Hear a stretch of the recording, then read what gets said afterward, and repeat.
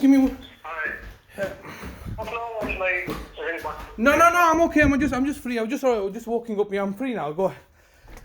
Okay. Yeah. So, I'm returning your call. What is it you wanted to discuss? Well, I had two main points that I needed to discuss with yourself. Firstly, the reason. Can I just confirm that you're the manager for Christopher Brownell? I am, yeah. And you've been a manager for Christopher Brownell since August. I've took over the team 1st of August. Okay, all right. Because I first contacted Mr. Brownell on the. Sorry, I'm just a bit out of breath.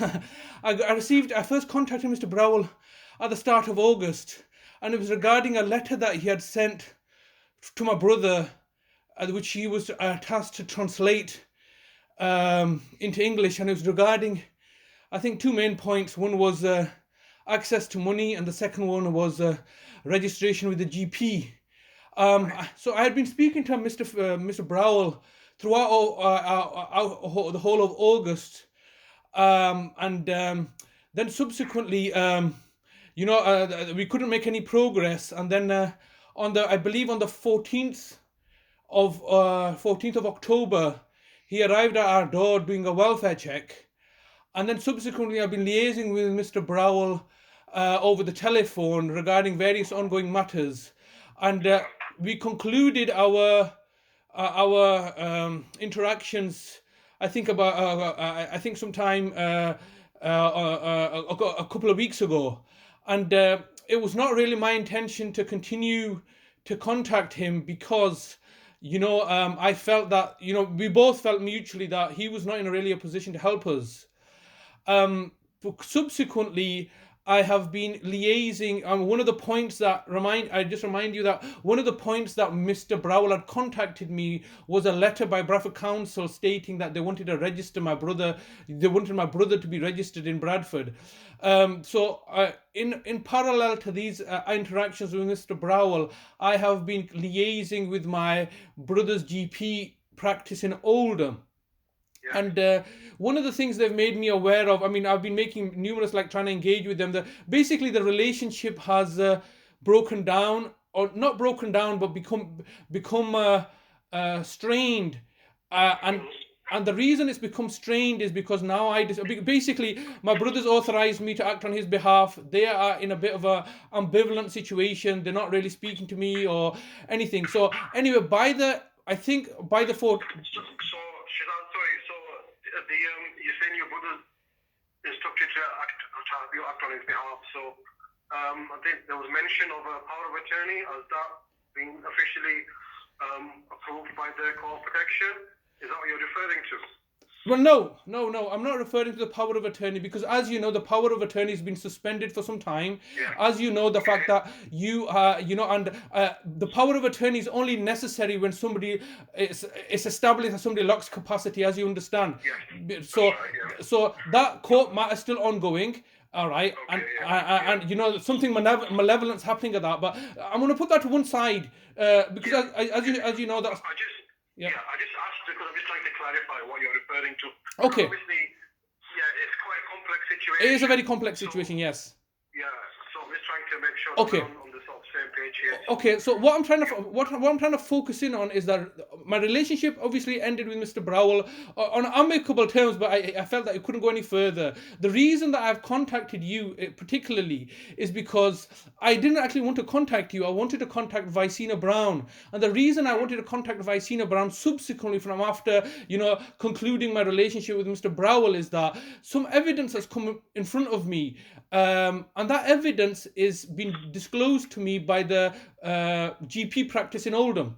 So as I've explained, I've made a subject access request with the GP practice, and they've been toing and froing. They've not because obviously there's been involvement by the city mental health team, and one of the things that's come to my attention is that Vicina Brown has contacted the GP practice.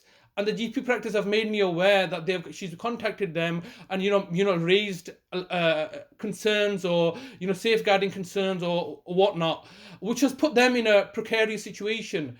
hence why they were like a little bit reluctant to engage with me. But this is like a repeat of a situation that happened with my brother's predecessor GP practice, which was Sun Valley, which had equally last year been, for example, I'm sure you're familiar with Dr. Dixon, aren't you? So Dr. Dixon, after discharging my brother in last August, effectively had a conversation with me and my brother, discharged him into my care, formally discharged him from the, from the trust, and then proceeded to ring up my brother's GP and highlight to them concerns and safeguarding alerts. Okay. So that was obviously that placed Sun Valley at the time in a precarious situation, because on the one hand they're trying to, obviously, as you can appreciate, their patient is my brother, they're trying to liaise with myself, I'm liaising with them, and then all of a sudden, Dr. Dixon has informed them, well, you got to be careful of this guy, he's stolen millions of pounds, he's gone to prison, and so on and so forth. So that's obviously placed the compromise my effective relationship by proxy for my brother with Sun Valley. So that eventually resulted in them raising a false flag, malicious alert that I had been abusive to Sun Valley members, called the police, and then we moved on to Greenbank in December last year.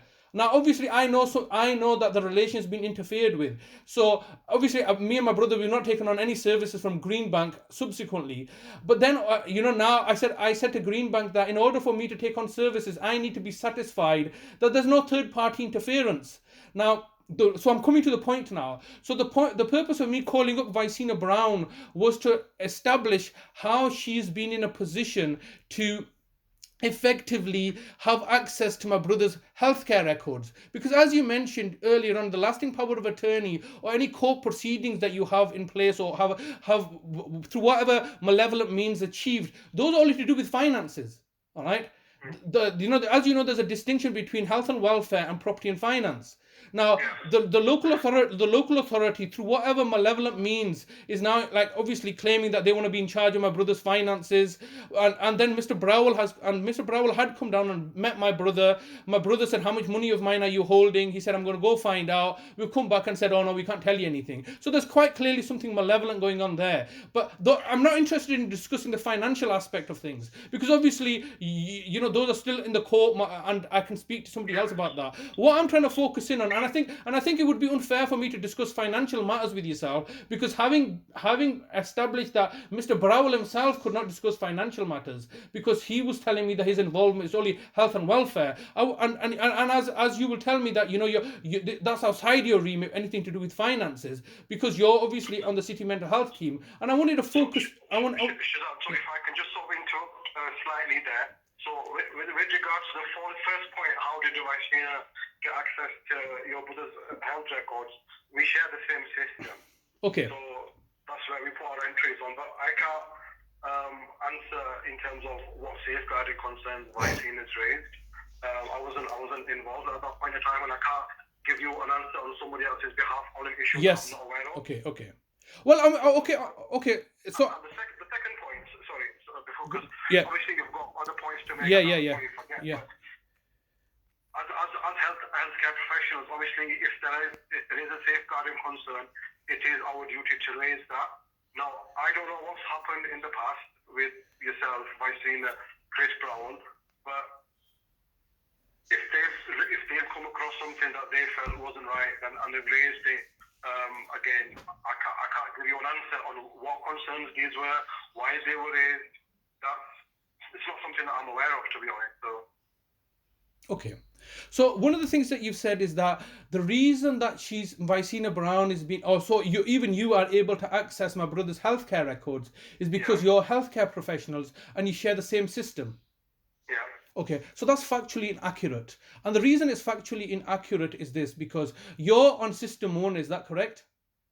Yeah, we are, yeah. Yeah. My brother's GP practice in Oldham is on an EMA system. Okay? So the system 1, right? It's the national system, though, as far as I'm aware. It may be international. It may be international, but it's most like. Sorry, I didn't say international. It's the most common system in the UK. But if your brother hasn't transferred it over, it's GP is still older, isn't it? Yes, that's correct. So, I mean, with regards to system, obviously, I mean, I'm not sure you're familiar with this, but I actually worked on the EMIS system. I come from a software engineering background, so I'm very familiar with the systems. I mean, System 1 is based in Leeds, you understand? It's like, and with regards to the highest national take-up, it's actually EMIS has more than 50% of GPs use EMIS over System 1. However, System 1 in Bradford or West Yorkshire district is been like, they all use the same System 1. So I'm aware of the system. But even if it was the same system, the point is this, that can you understand that healthcare records are privileged information? Yes. And what's happened, what my concern is that, of course, my brother can access his GP records because my brother's records, and the GP can have access to the records because the GP adds to the records. My brother has authorized me to act on his behalf to access those records.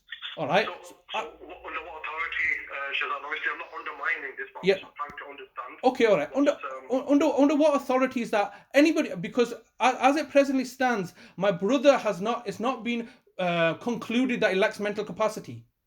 Yeah. Okay, so anybody who does not lack mental capacity can authorize somebody, can give their authority for somebody else. You could authorize me today to act on your behalf, can't you? Yes. Yeah. So under the same authority, I'm not using any like legal. As you know, there's been an issue with the lasting power of attorney, the deputyship order, and so on. But those are all to do with finances. All right, and those are for example, the lasting power of attorney. Are you familiar with the lasting power of attorney form?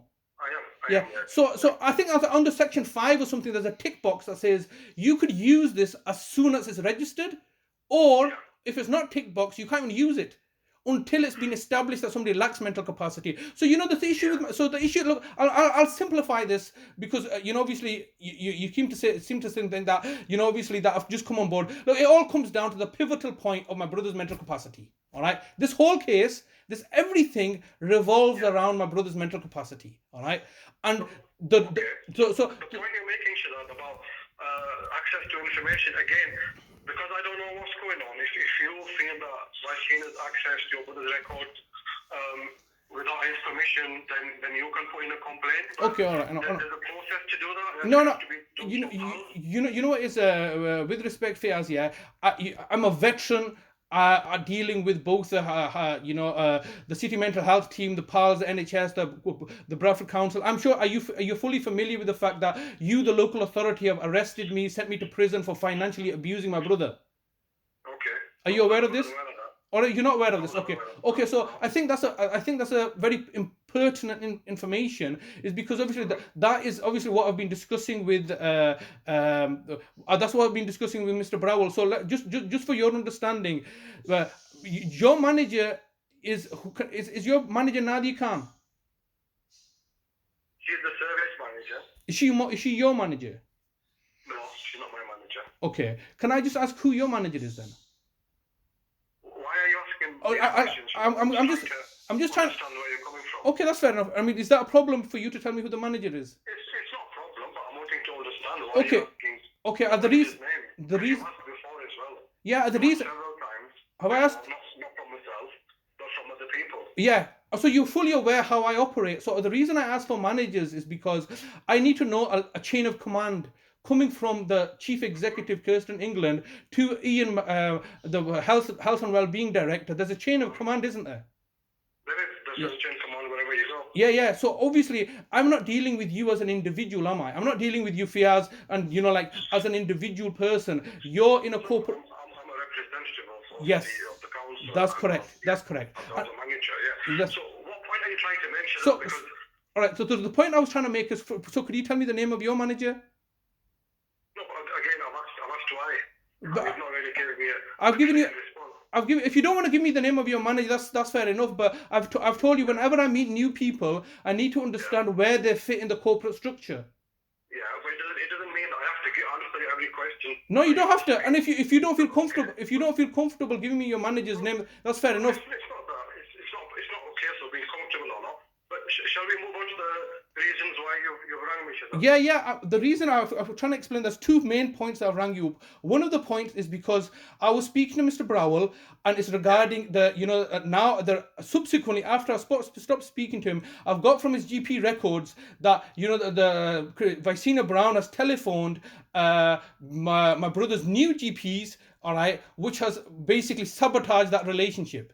So that's and I'm trying to get to the bottom of the fact that under what authority or why she's done that, because obviously can you understand that this is not the first instance. The first instance happened when Rashmi Dixon on I believe the 17th of August unilaterally, after discharging my brother, rang up his GP practice in Oldham, which was Sun Valley, and basically interfered in that relationship, all right, which was obviously I need to try to get the bottom of, all right. Now can you understand that that's not possible. It's like for me to ring up, for example, I don't mean to be disrespectful to you or anything like this, assuming that you're married, all right, for me to, as a third party, to ring up your wife and say, look, I saw Fiaz in a nightclub, all right, that's interference in your relationship. I don't have a right to do that. I'm just giving that as an example. So in a similar vein, my brother's in a very delicate situation. He's I'm having to advocate on his behalf. So there's a relationship, doctor-patient relationship, that I'm having to build up on trust, all right, which is necessary for me in order to gain services from the GP. It does not help, all right. So if I can just interrupt you there, so I don't know why Singh is wrong, and I'm not saying you're in the right and she's in the wrong either way. I'm a neutral party here, and obviously I've listened to your conversation. I've not spoken to Vicina or anyone about it. I can't explain or give you a reason why she's done that. Okay. Now I understand. You know what is Fiaz? I completely understand. But the first point is you're not a neutral party in this situation. You are taking over the role of Vicina Brown. All right, and Vicina Brown was the manager of Christopher Brownell, and hence why my understanding was Vicina Brown's manager was Nadia Khan, and Nadia Khan's manager previously was Mr. Mark Trewin. Are you familiar with somebody called Mark Trewin? I am. Yeah. So can you understand? And so when I've said neutral, that's I'm not here to judge you. Yes. I understand. Yeah, I understand. I'm not asking for. Yes. Okay. I'm in the job here. Yes. I understand. Vicina was here, so I'm filling her shoes. Okay. We've got a responsibility towards the patient. Yes. But Okay. that's what I meant in terms of neutral party. So I'm not Okay. Okay. Vicina was right and you're in the wrong. Well, I'm not. Just to clarify. Just Fiaz, I'm not asking for your judgment. Look, at this moment in time, you've told me that you're new to the post. You don't know the full history. And the point that we were discussing was that my criminal conviction. All right.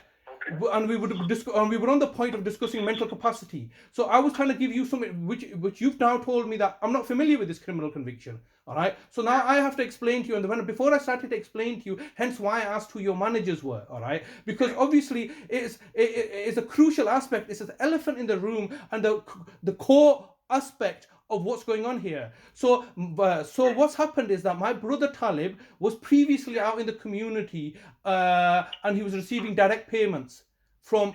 So he was receiving a package of care since I think 2005 or 2006. Now for a period of over 5 years, that it was the responsibility of the local authority to regularly audit those funds. All right. It was at the time of setting up the direct payments. It was a sham contract. Namely, they were trying to get me to manage the money, but they were saying that officially on paper it looked like it was being given to Talib. All right. So 5 years later, in 2012, when the crisis hit and everything, then when people try to find out where this money is going, obviously Mark Trewin, who's a very senior person in your organization, was responsible for the management of those finances. When I threatened to whistleblow, all right, Mark Trewin, in collaboration with the city mental health team, all right, unilaterally had me arrested and sent to prison for defrauding my brother, my mother, my father, and everybody else money. All right.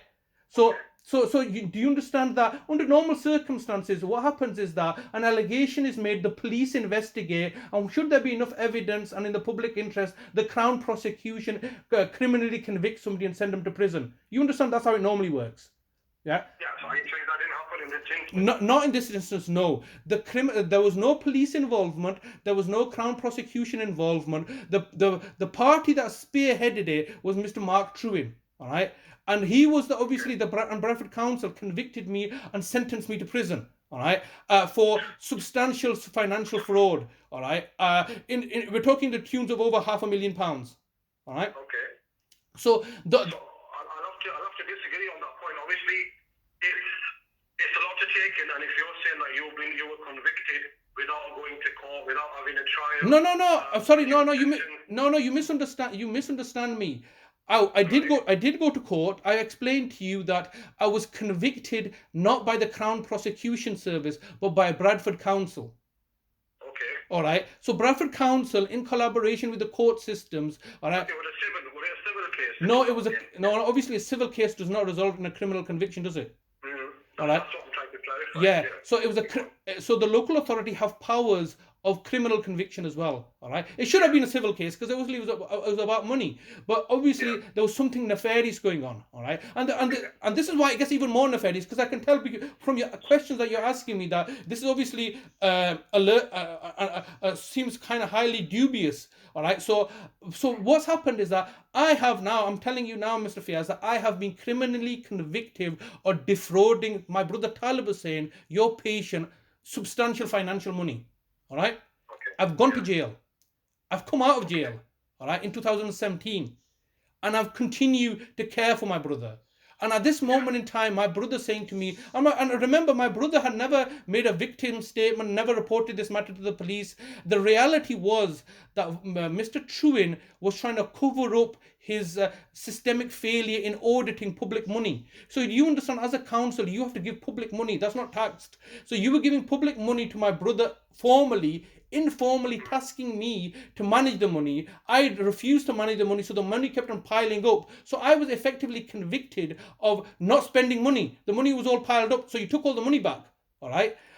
But the crucial aspect, and this is where the complexity lies, because it's not myself. I don't want a complex life. It's there's a systemic cover up, and the local authority can't tell the public that, hey man, we've been mismanaging public money, so they're victimizing and persecuting me. But the present situation is this: I've gone to jail, so they've criminally convicted me. I've served my sentence, come out, and my brother then has been, obviously all these court proceedings have happened in 2018. I've got another nefarious brother, and then the local authority sectioned my brother, and I said, look, do his mental capacity. If my brother says if my brother Talib has mental capacity and he says to me, I'm giving my brother the money, there is no criminal case, there is no conviction. So it's now imperative that the local authority look to force through malevolence and fraud by buying off the judiciary. And I know this may sound bizarre to you, but the reality is that the local authority cannot afford for my brother or my mother to have mental capacity. Because if they have mental capacity, they have signed over their lasting power of attorney to me. All right, and that's been registered with the Court of Office of the Public Guardian. As soon as the City Mental Health Team of Bradford Council realised, well, wait on a minute, that cannot stand, because if he's got lasting power of attorney, then all the money that we've effectively taken criminal convictions off, taken money off him, we're gonna have to give it all back to him. So can you understand that my brother's mental capacity and my mother's mental capacity are pivotal to this whole issue? Sorry, go on. You want to ask? I still don't know what the point of your this conversation is, but just on that issue, if you're let's say your brother loses capacity and he goes to court protection, you would, as the appointee, if that's in place, would be have to act in Talib's best interest. But so would you. Money isn't there for you to spend. But Mr. Fiaz, I understand this, but so are you, and you have to act in his best interest. The reality is this: that the money was never spent, and there was not appointeeship. It was under direct payments, and it was for his social care payments. It was £410.70 a week. I did not spend the money on myself. All right.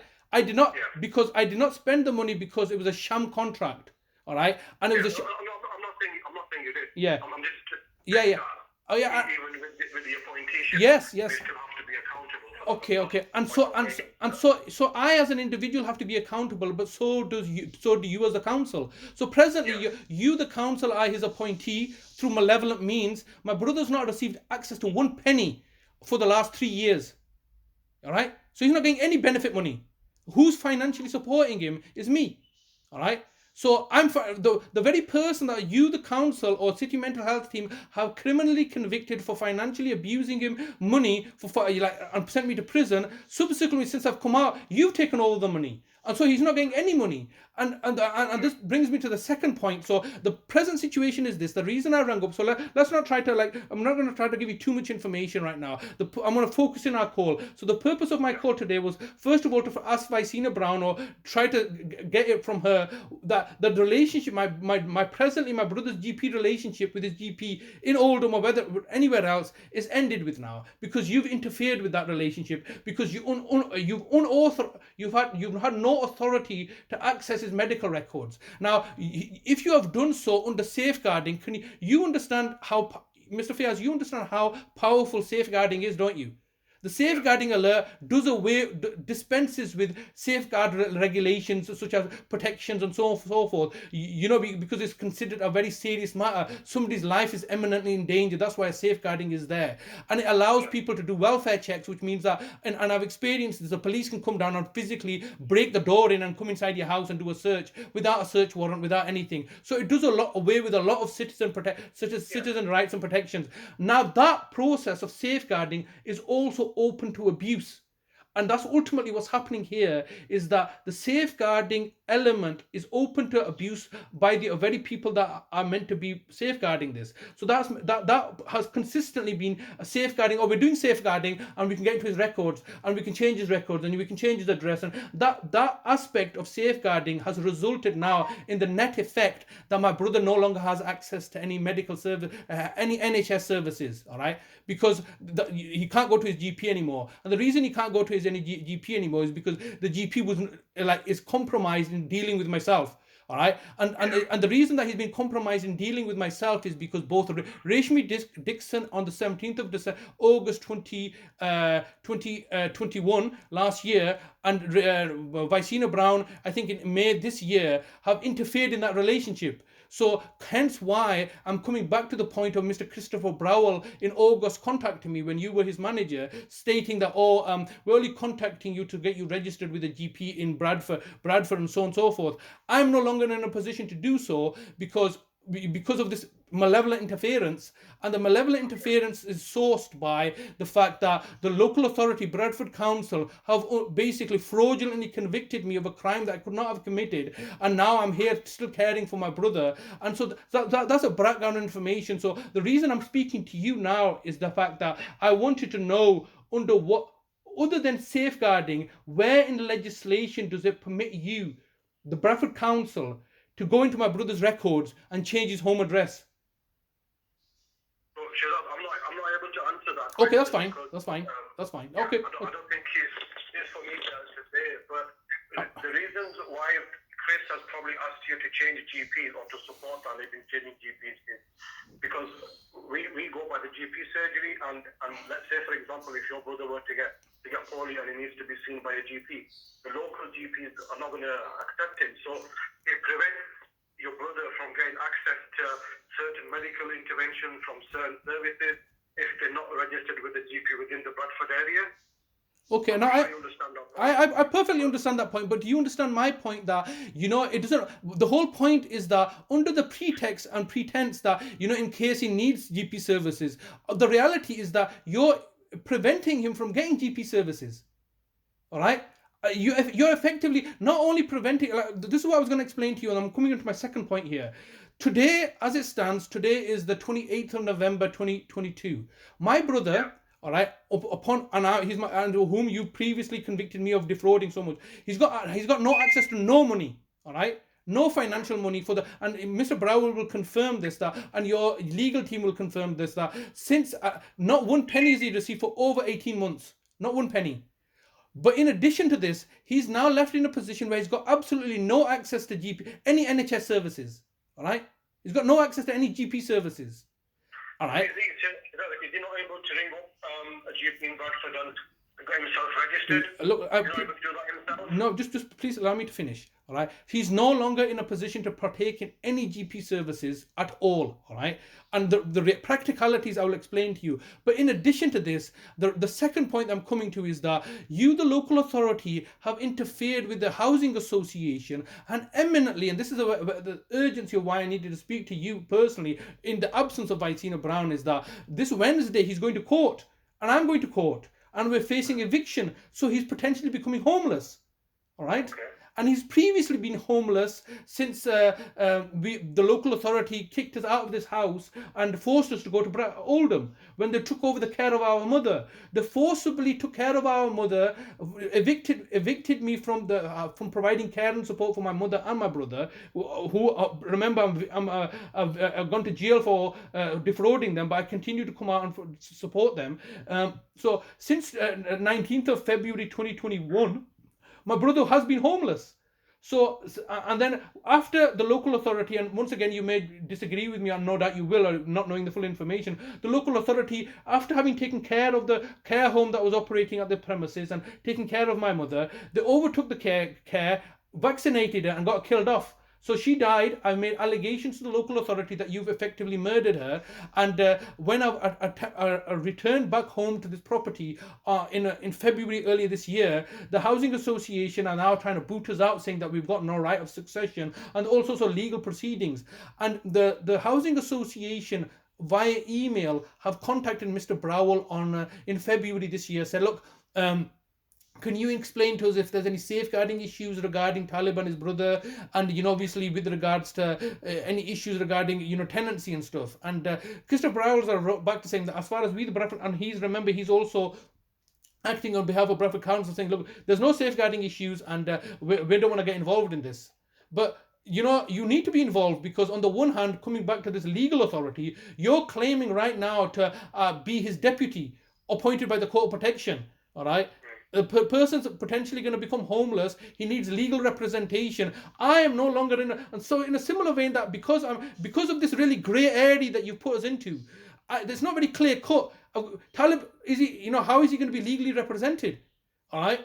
And it all comes down to this issue of, and fundamentally comes down to this issue of mental capacity.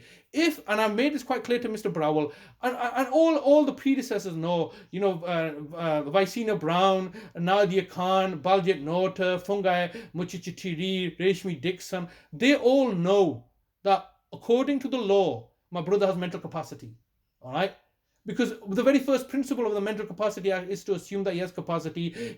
He's got a history of schizophrenia. Now he's had that history of schizophrenia going back to 1986. All right, so he's always been schizophrenic. And Mr. Fiaz, the reality is that schizophrenia does not equate to lack of mental capacity. All right, it does not. And my brother has no other debilitating conditions such as dementia, which was utilized in my mum's case. Oh, she's got dementia. We feel that she no longer has capacity. That's not the case in my brother's case. Furthermore, what Dr. Reshmi Dixon was not aware of at the time on the 17th of August last year is that because I expected some malevolence, because all I've been saying to Reshmi Dixon since my brother was in your custody and care from the 3rd of August 2018, all right, until the December 2018, when he was sectioned under the Mental Health Act, that get his mental capacity done. And nobody can confirm that my brother lacks mental capacity, and it is an absolute Sorry to interrupt you again, but that helps me to put it into context. So obviously, a lot has happened in the past with yourself, Mark Showing, previous managers. In terms of going forward, is he able to ring himself to get access to GPs? Is he able to change his own doctor, or is he not able to do that? Well, with regards to this issue, I've explained to you, are you, rather than putting the question upon me, is that can all happen, because can you understand, I'm his 24-hour carer, all right? Are you willing to recognize that I am his carer? But more importantly, more than before you recognize me that I'm his carer, all right, because since something's happened in August, so something very strange has happened in August when you become a manager and Vicina Brown has left. Somebody's made an allegation to the Department of Work and Pensions that I'm not his carer anymore. So they stopped my carer's money. all right? But they didn't tell me this. They just stopped it, all right? And I didn't check.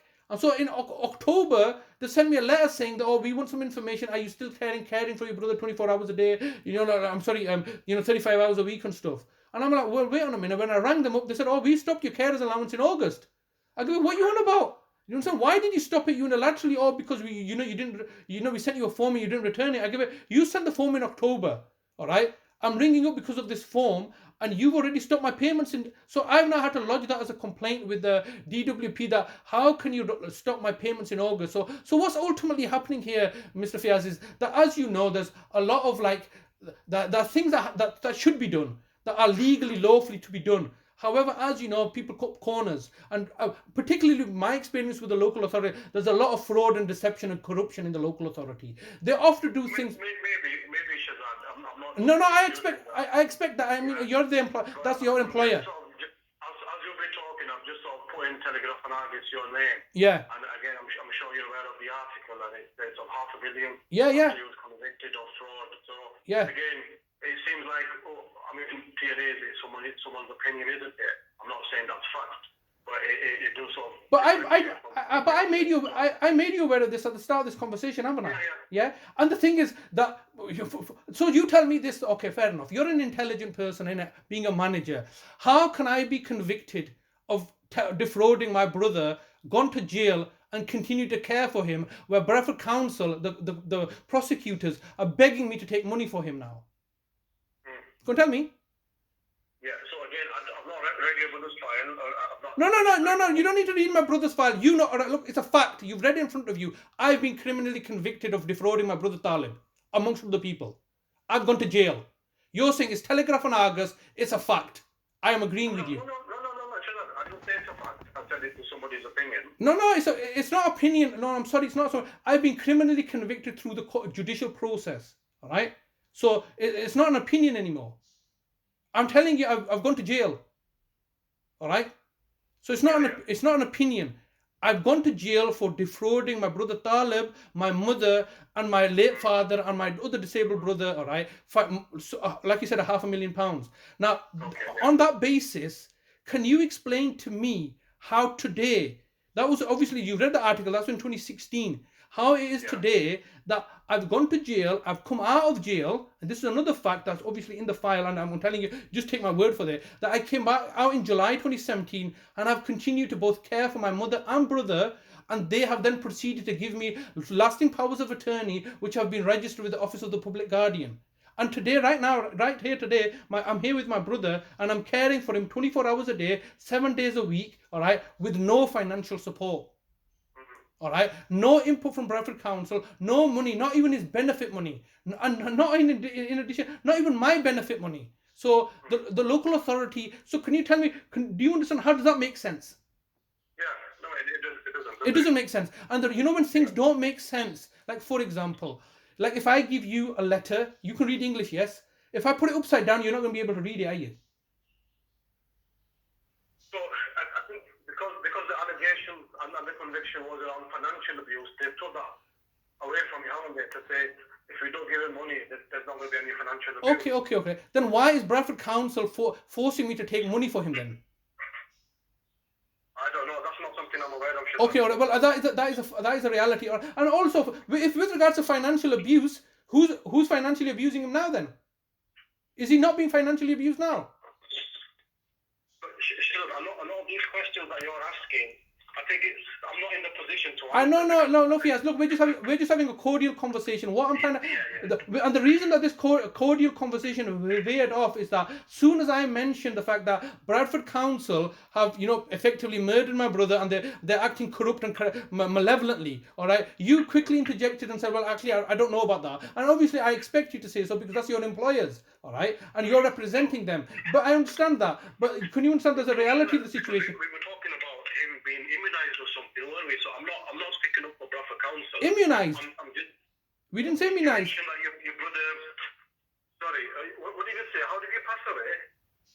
Was it something to do with the immunization? My mother was vaccinated through a court order all right, through the local authorities' action, deprived her of her liberty and forcibly vaccinated her. She died within days, all right. That was January this year. Mr. Brownell is fully aware of this and he's fully appraised of what's happening.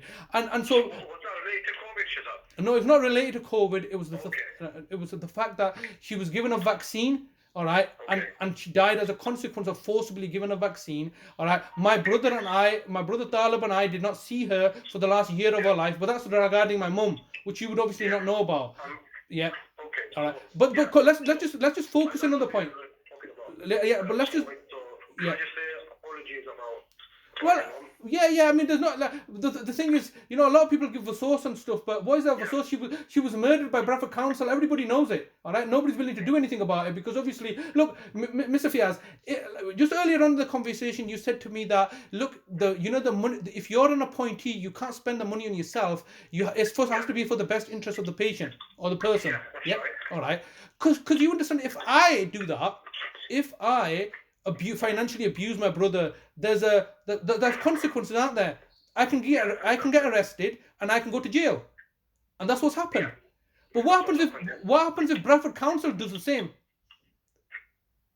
Yeah, but if you think Bradford Council hasn't acted in your brother's best interest, then again you can go to solicitors for that. No, just hold on. Bradford Council can't get arrested, can they?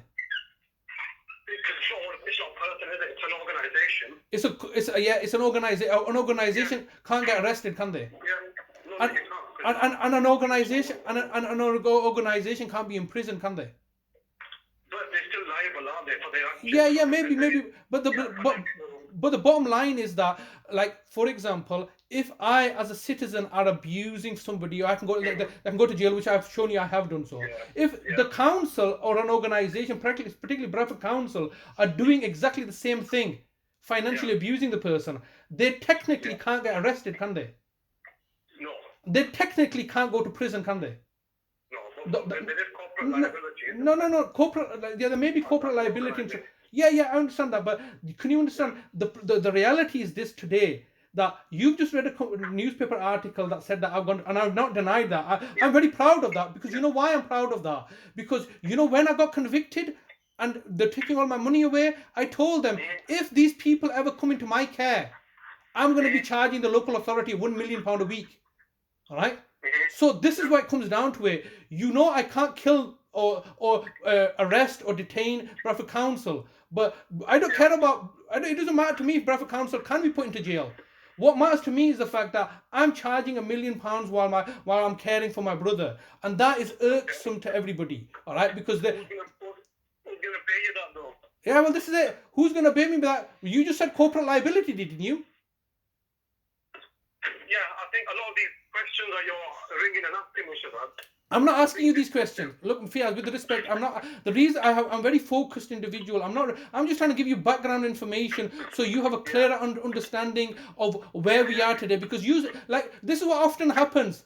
The senior managers know everything. So what they do is that when a relationship, they go, oh, I'm new here. That's what Mr. Brownell said. Oh, I don't know what Baljit Noor has been doing. I don't know what the predecessor, Sanjeev Singh's been doing.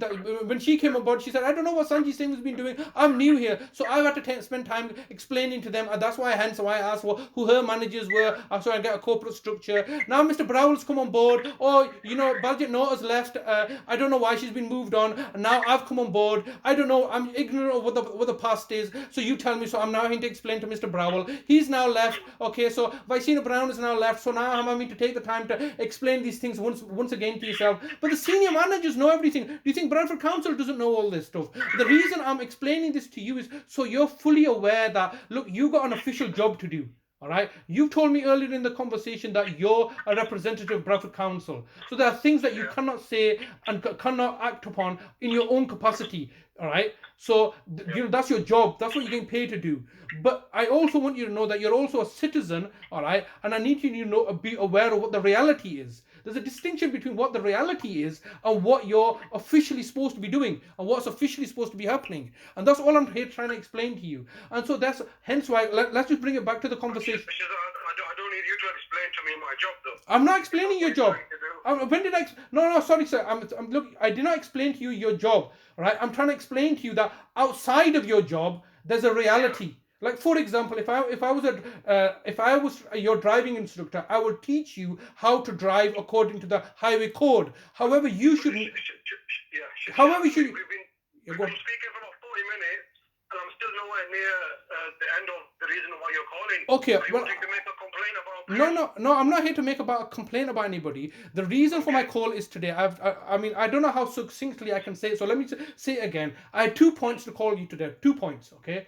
The first point was in relation to Vicina Brown. All right. Yeah. I had only become recently aware that Vicina Brown has left the or left your team or whatever. Hence why I've hence why they told. I said, who's replaced her? They said that it's Mr. Fiaz. All right. So and that's the new manager for Mr. Brownell. So that's why it was important for me to speak to you, because So let me explain. Let me ask you this question specifically. So Mr. Brownell came down to my house on the 14th of October 2022 to carry out a welfare check. Were you aware of that?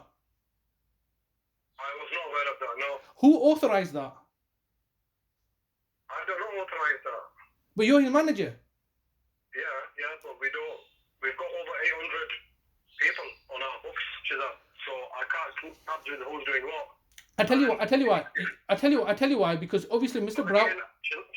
I don't need to start telling the whole but anyway, because if Chris has got concern, then he's got duty of care. Yeah. And he's not done what he felt was needed to be done. Yes, I understand. But obviously, the reason I asked that is on that point, what happened? Because again, like I said to you, I've not read the note. So did they knock on door with the police or what? Well, see, this is the thing, because I would think that doing a welfare check is a serious issue that would require managerial intervention, right? Hence why I had assumed that it was Vicina Brown that had sent him down, and I articulated that to him, because it's not just a case that it was a friendly visit, because he could have telephoned me, and I asked, why did you not telephone me? Because I've had a working relationship with Mr. Brownell since February this year, or since he's come on board, and so. It's like yourself, I go out of my way to have a cordial relationship with him. So if he had come down on his own, I could have understood that he would have not assessed it as serious enough. Yeah. But he had come down with another one of his colleagues, right? Okay. So he had taken another colleague with him to the premises. He did not come down with the police, no. But he had come down, and he had not made me aware that he's coming down. All right. He had not telephoned me, and normally we. Shazad, if they're going to see your brother. Why does it need to make you aware, though? Are we not able to see your brother? Well, to see how his mental health is without having to go through yourself? Yeah, and I'll tell you why. Because you've not read the file. My brother says he does not want to have any involvement with you people. All right. Okay. All right. So when you force your interaction with him, he ends up in hospital. So in February, they were trying to force him to, meet professionals. He's ended up in hospital. And as you are fully aware, when you go into hospital, we ended up actually spending there, I think, 14 hours, all right, on an emergency visit. My brother, like you said, you can say, do we not have a right to see your brother? Of course you have a right to see my brother. And I accept that. But do you accept that my brother has a right to refuse to see you? Yeah, no, of course. Yes. In which case, then we will discharge him, Shazad. And you have done so. You're saying that he's become poorly because we forced ourselves to see him, but on the other hand, it could be that he's got poorly because he wasn't seeing the care coordinators. Maybe like I said, no.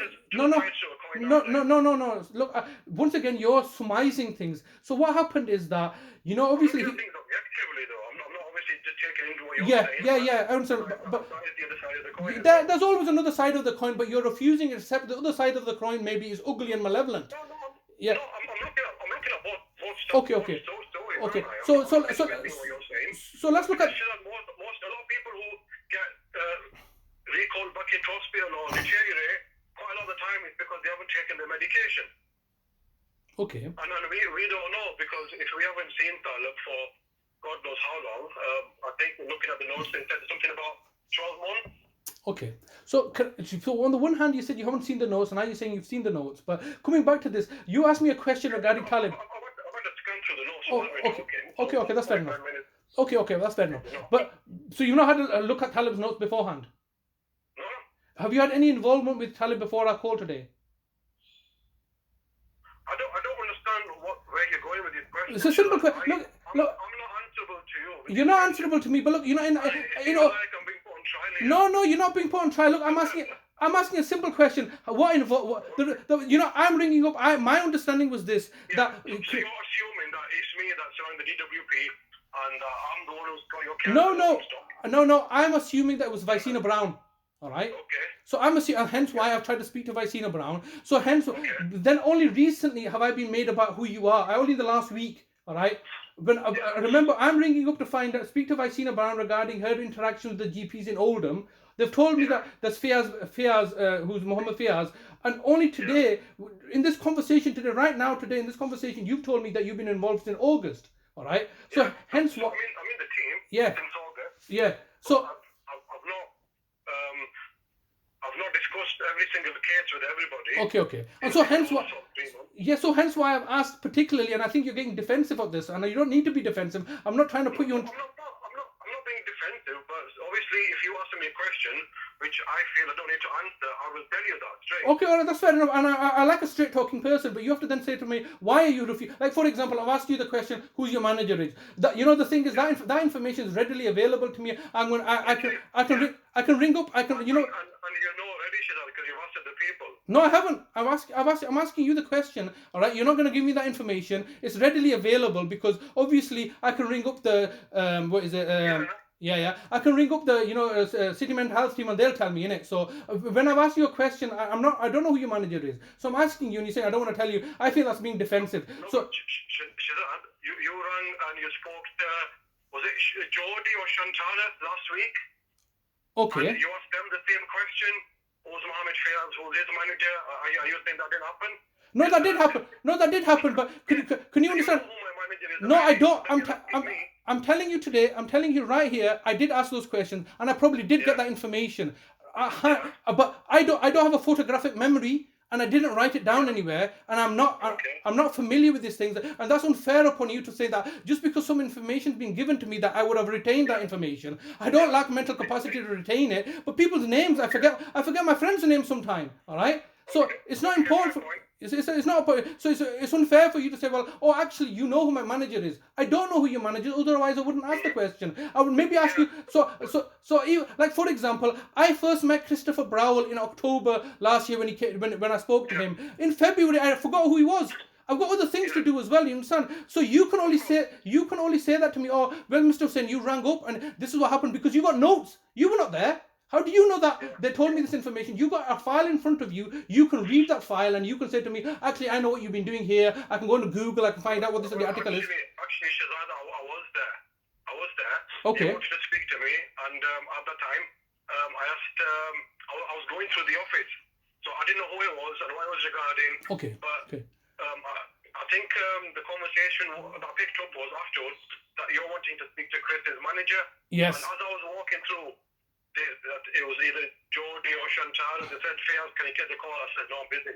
Okay, all right. So that's fair enough. So when I've asked you today who your manager is, why have there been this guardedness? Just tell me who your manager is.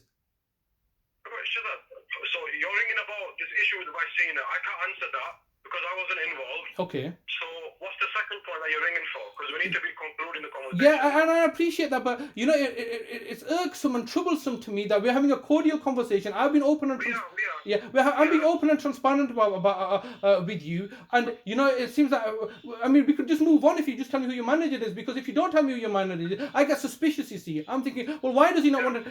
And so then I'm gonna have to. Shazad, you can get suspicious. But I'm not going to answer every question of yours. Oh, no, that's fair enough. Okay. And if you don't want to answer, nobody can force you. Shazad, listen to me, right? Go on. We've been very respectful with one another, and I'm calling now because obviously I'm trying to understand the reason why you're ringing. I'm trying to understand the history, which I appreciate you taking the time to explain to me. Yeah. But I still don't know the reason why you're. I suppose the purpose of the call. Okay. So with Vicina, I can't answer that. Okay, and who can? Well, my suggestion would be if it's a complaint and if you feel that there's a breach of confidentiality, then you can go through PALS and it will get investigated and it can go to Vicina's manager. Who's Vicina's manager? So, again, if you go through the PALS process, then that will be sent to Vicina's manager. Oh, and who is Vicina's manager? get investigated. Oh, look, I do, and you know the fact that that's how I operate. I've been open and transparent to you. Why I ask for people's managers? Because I need to know the chain of command. All right. And for example, if I'm asking you, if I'm not happy with you, I have a right to complain as well about you, don't I? That's fine. Yeah, you can put in a complaint. No, I'm not putting a complaint. Don't want to. I can do, yes, and I've gone through, and I've gone fully explored the powers, and I know how effective it is, and how much of it is a red herring it is. Okay, so that's not. All I'm trying to say is that, look, I think it's important, because the reason and it's important for you to, I'm asking this question is because you're not Fiaz, some guy. You're in an organization. You're accountable to somebody, so I think it's only fair for me to ask. Like I continually asked Christopher who your manager is, and he confirmed to me it's Vicina Brown. Now I feel duped at that, because now I've got some new information saying that while I was having conversations with Mr. Brownell and asking him who his manager is, because obviously, as I've explained, when he's come down on the 14th of October, I assumed that had been through the orchestration of his manager, Vicina Brown. He never clarified to me actually the Vicina Brown is no longer with us. So hence why, I need to know who I'm speaking to and where the accountability lies. Yeah. That's fair enough, isn't it?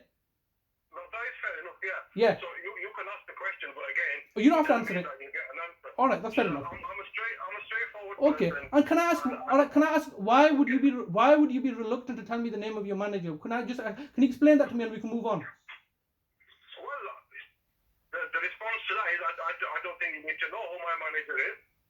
Okay, and I would say that I need to know, and I've explained to you why I would need to know, because I need to know. For the complaint purpose. No, I need to know who you're accountable to, whom you're taking instructions from, whether you're acting unilaterally yourself or whether you are taking instructions from somebody in order to. I don't need to respond to that question. Okay, that's fair enough. All right, that's fair enough. And then also I've asked you the question of what kind of involvement have you had with Talib's case? You don't need to answer that question as well. Sorry, I missed that. So I want to know what your involvement has been, because one of the questions I asked you is that were you involved when Christopher Brownell come down on the 14th of October, and you said no I wasn't, and then I said well I had assumed that he would have come down by clearing it with his managers, and the reason I would have assumed that is because obviously a safeguarding visit is much more like he's actually leaving the premises to come to a situation that would have been okayed. Today you're making me aware that does not need to be okayed by senior management or somebody who's accountable to. He just come down, but he also took away another worker with him, and so so I would assume that's accountable to somebody. All right, you've told me today, I've become aware today that you're his manager, and you were not aware that he had come down that day. So that's some new information. You also made me aware that under safeguarding, the workers don't necessarily need to involve their managers. They can act unilaterally, considering the severity of the situation. All right. So that's something new information to me. And then I've proceeded to ask, so you've now just made me aware that you were not involved in that process. So the question I ask is, what involvement have you had with Talib's case so far? Because you said I've read some file while we've been speaking. So the question, it's a simple question I can ask, is that have you had any involvement prior to our discussion with Talib's case file? Shazad, right, so these questions that you're asking is relating to your brother. Yes. So I will say that up until this point I've not gone into your brother's record. Okay, that's fine. That's to answer at least some question, but okay. I don't need to answer that anyway. I have done anyway. I know, thank you, and once again we're at disagreement because I could say to you, Shazad, that this information is regarding your brother, not you. If your brother was ringing up and asking these questions, we'd be able to give him a lot more information. But it's third-party information, which again you're not entitled to. Here we go again. So here thank you for that. So this has been the pivotal issue. No, be open. But my your question. Yeah. But I have said that it's entitled to information. And this is what we need to be really clear upon. You're saying that you want to speak to my brother. He has entitlements, and my brother's made it very clear that he wants no involvement, and he's authorizing me to act on his behalf. Then you're going to say to me, well, where's the lasting power of attorney? Well, he signed a lasting power of attorney, which you, the Bradford Council, cannot accept, because you, the Bradford Council, saying that if he's got lasting power of attorney, it undermines your criminal conviction. So there's some malevolence there. So please let me. So my brother's now left in a catch-22 situation. Right, we're left in this grave vacuum because you can say, I don't want to talk to you. You're not the patient. All right. I'm not saying that. I know you're not, but you can do, can't you? You're getting worked up when you're shouting at me. So I'm sorry, I'm getting worked up because no, the reason I'm getting worked up. The reason I'm getting worked up is because you. It seems like you've had a lot of conflicts and arguments with people in the because you know what you said. I can use that. People have used that. And because people. I'm sure. And because people have used that, that's endangered my brother's life. All right? Yeah. All right? Because you're right now, you just told me, look, I've not looked at his file, that's fair enough. But you said also that, I don't need to tell you anything. And I'm saying, well, this is where we differ. You need to tell me, I effectively act as a Talib. So, because my brother Talib does not speak English, he does not speak, he has mental health problems, he has mobility issues. You can read his file, how he's on the spectrum of severity of vulnerable people. He's up there, all right? He's the most vulnerable person you're going to get. If you expect us to support him, then we still need to be seeing him, though. We can't be going through yourself. Okay. No, that's not correct. Because if you're obstructing, in a sense, right, or if it's seen as that you're obstructing, then it does lead to safeguarding. Yes. I'm not saying you are, but you have to look at it from a professional's perspective as well. But all right, that's fair enough. You've seen your brother. Okay. How long? Has it been 12 months? No, it's not. It's not 12 months because Mr. Brownell came down. The thing is, and this is where I slightly, I got agitated when you said to me that I don't have to tell you anything, because strictly speaking, that you're not the patient. It's that disparity between what officially we should be doing and what is actually happening. All right, that is the bane of my existence, because officially you're right, you should be doing your job, but when officially people are not doing their job and acting with malevolence and not looking to find the elephant in the room. So I've told you the elephant in my room is the fact that you criminally convicted me. What you, the health authority or the local authority, are refusing to admit to us equally is that you're in a state of crisis as an organization. There's a social care crisis. There's you're going through a lot of your own stuff that you don't exactly want to make public. So because you don't want to make them public or admit to them, you keep on running around and skateboarding these things. As you can see from the conversation that you have with me, I'm equally a very direct person, and I think at some personal level we have a mutual respect for each other, because we're not bullshitting each other. All right, I'm not here to bullshit you, and I'm not expecting you to be bullshitting me as well.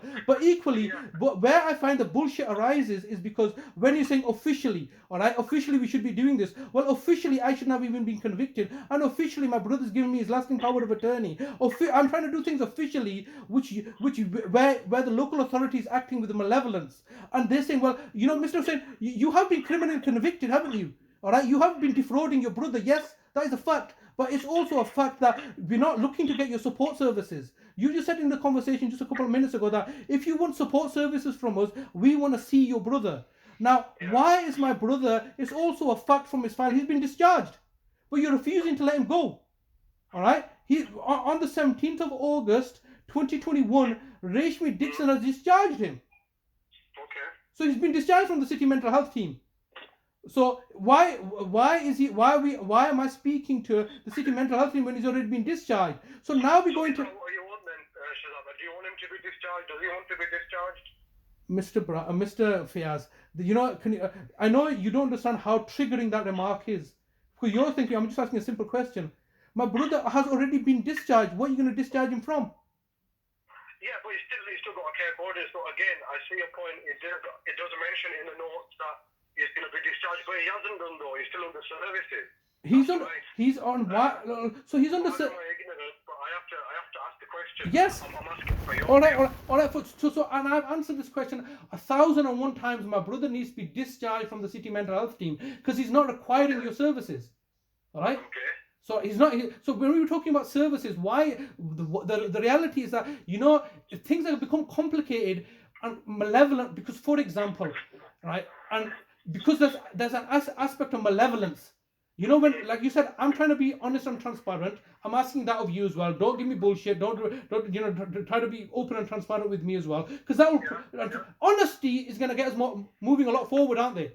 However, if people are not being open and transparent and being dishonest, that complicates a already difficult matter more complicated. Now, under my circumstances, the reason it's complicated, and we've been here many years now, yeah, my brother was unlawfully abducted, all right, and sectioned under the Mental Health Act on the 3rd of August 2018, through Vicina Brown, to Nadia Khan, to the police coming down and abducting him. What did that result in? A net effect of what? Because, can you understand, there's a distinction between what you should be doing and what you're allowed to do and what you need to do. And what you need to do is do something criminal. If I've done something criminal, I'm proud of the fact that what I've done, because obviously I'm now in a position where you're all having to lie and bullshit and buying off judges and doing these deplorable things because you've unlawfully convicted an innocent person. Yep. So now we're in. Sorry, go on. Sorry, I said so. So I said that fact that you, the local authority, are now in this doing deplorable things, all right, on the back of the criminal conviction, which you cannot negate upon. Because, for example, and this is why I come back to the issue of mental capacity.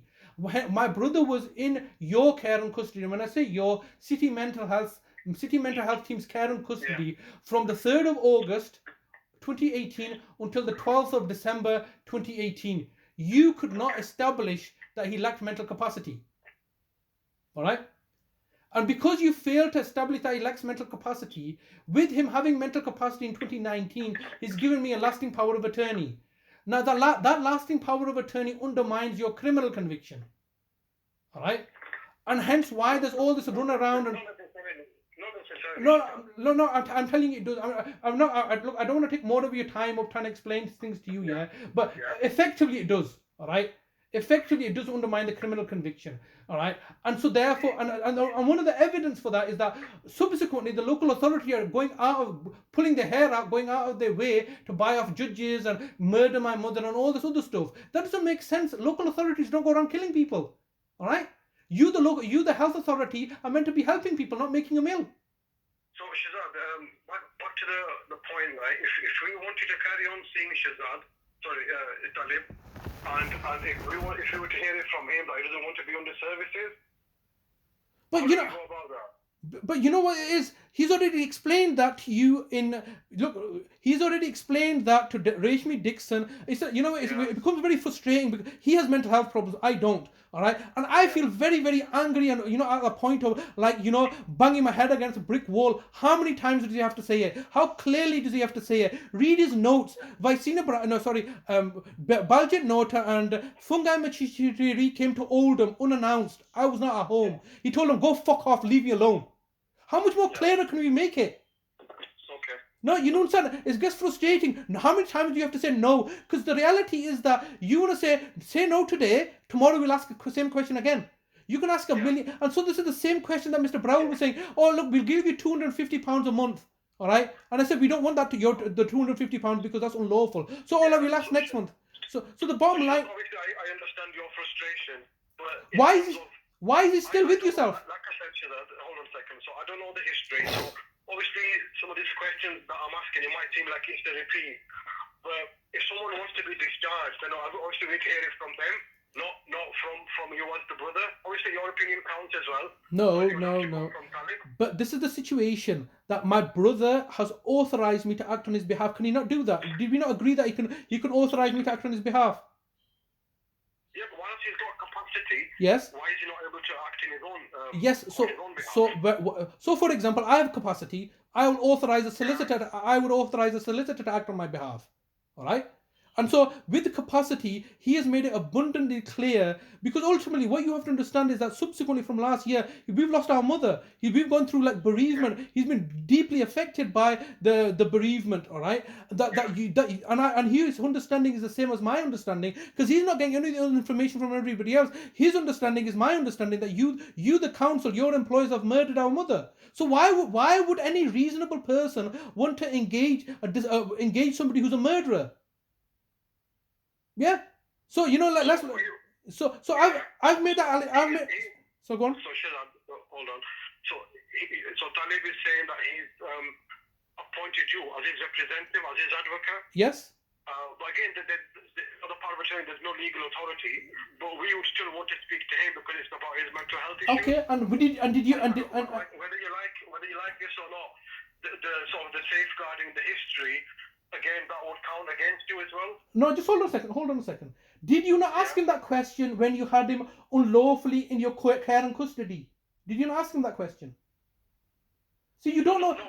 I know. So this is where you jump around, where you go on your professional, you put your professional hat. This is what ought to be happening. All right. So what ought to be happening is that I don't even need to tell you something because you're not the patient. That's all right. Okay. What ought to be happening is I need to speak to Talib. We need to see Talib. This is the exact same conversations we've had previously. My brother's made that very, very clear. You've unlawfully kidnapped him and abducted him in 2018 because ultimately you want control of him. You tried to force him to go into a care home. He had capacity enough to say to you, I don't want to go into a care home. Get me my brother. See, what the elephant, and with respect, what you're not recognizing here is that me are being targeted and victimized by Bradford Council because I was looking to whistleblow and expose the systemic failures in financial failures of the local authority under Mark Truin from 2006 onwards.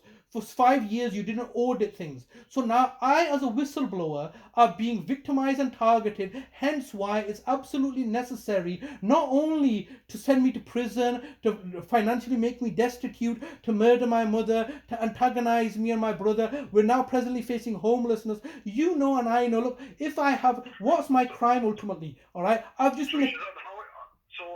Your house, is it council rented, obviously? No, it's not council rented, and this is, what is Fiaz, with respect, yeah, please be patient with me because this very issue of my brother's house, this property, like for example, let me just explain some things to you. This property is Manningham housing property, all right? Okay. This property was given to, because in 2004 my brother had a mental breakdown. He was sectioned under the Mental Health Act. So as you know, when somebody's sectioned under the Mental Health Act, Section 3, when they come out into the community, there's Section 117. Now, this property that we're living in has been given on the basis, it's not a private landlord, it's a social housing landlord. That social housing landlord took into consideration that this property was for my brother Talib. All right. In addition to various other family members, I have another brother called Nazim Hussain who was equally disabled and in hospital. My father suffered from dementia. My mother had arthritis and health issues. So this property was given to the family effectively. All right. But obviously, this is where that disparity comes in. Tenancies, you don't give tenancies to families. You give it to an individual, don't you? Right. So effectively, they gave the family the house. All right, because there was not just, and I was in charge of. I have a trust fund that I'm in charge of. So the money, the £500,000, was cash. It was my trust fund. So I don't want to go into the details of that. But do you accept the fact that a housing association or any landlord cannot make a tenant a family? It has to be an individual or a corporation. Do you accept that? Yeah. But under our circumstances, the reality is that they had to house the family. All right. But then they needed one person's name. They wanted my name to be the tenant. I did not put my name down as a tenant because I had to put substantial savings of my own, which I would have not allowed, to get housing benefit. My mum was entitled to housing benefit, so I put my mum's name down. All right, that was my choice. Effectively, the tenancy is the family's tenancy. Now that everybody has to get very technical, they're saying you don't have a right because it's your mum's tenancy. I'm like, oh yeah. My mum didn't speak English. My mum was, elderly. I did everything, and now all of a sudden you're switching it and saying, actually, we don't need to speak to you. You're not the tenant. Can you understand? So now my mum's died, or they're saying that you've got no rights anymore. My brother, and I'm saying, well, what about my brother Talib? He has rights. He's not the tenant though. So can you see why I would get triggered? Because now you're being all technical. You're being technical now when ultimately you're operating a sham. And the sham is this. It's a sham instrument, isn't it? The housing association gave this house to the family. But the reason they did not give it the family is not the tenant, because the family is not a legal instrument, is it? For example, a corporation is a legal instrument. Families are not, and because families cannot be legally defined, what is a family? All right. So there's a distinction between reality and what the paperwork says. The paperwork says that my mum's a tenant.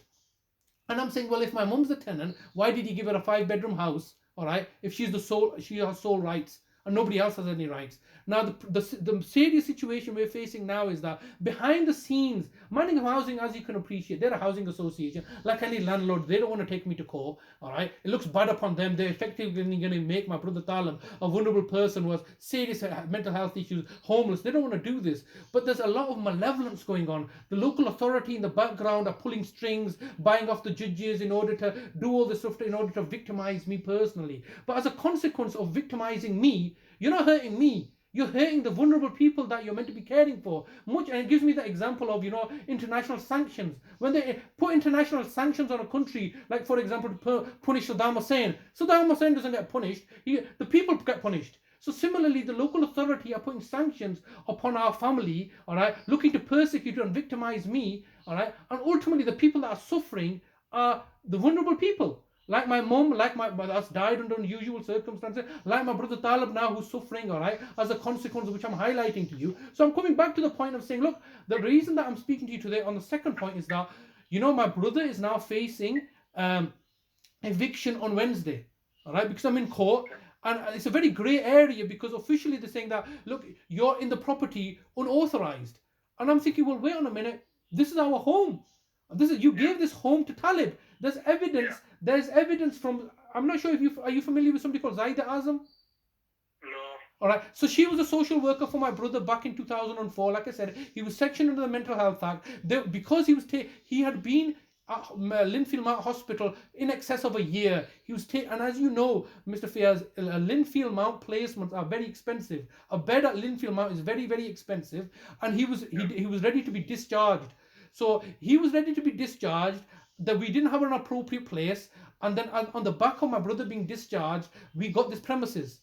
But so even though we got this premises primarily on the back of Talib needing to be discharged from City Mental Health Team, the local authority, Bradford Council, Zaida Azam were happy for us to get a house. But then when it came to putting the tenancy, I didn't put my brother's name on the tenancy. I put my mum's name. Then subsequently, I realized that my mum's got dementia. The local authority are trying to do all these actions. So this is hence why you asked me this simple question. I said I'm getting frustrated. Is that my brother was detained by you from August 2018 to December 2018, and then at a multidisciplinary meeting with Reshmi Dixon in January 2019. These very issues, I said, look, my brother's potentially going to become homeless. All right. Please look to transfer assist us, transfer the tenancy in my brother's name. All right. And the more importantly, I said to Reshmi Dixon at a multidisciplinary meeting where, Funga Machichitiri was there, and Reshmi Dixon, don't discharge him without doing a mental capacity assessment.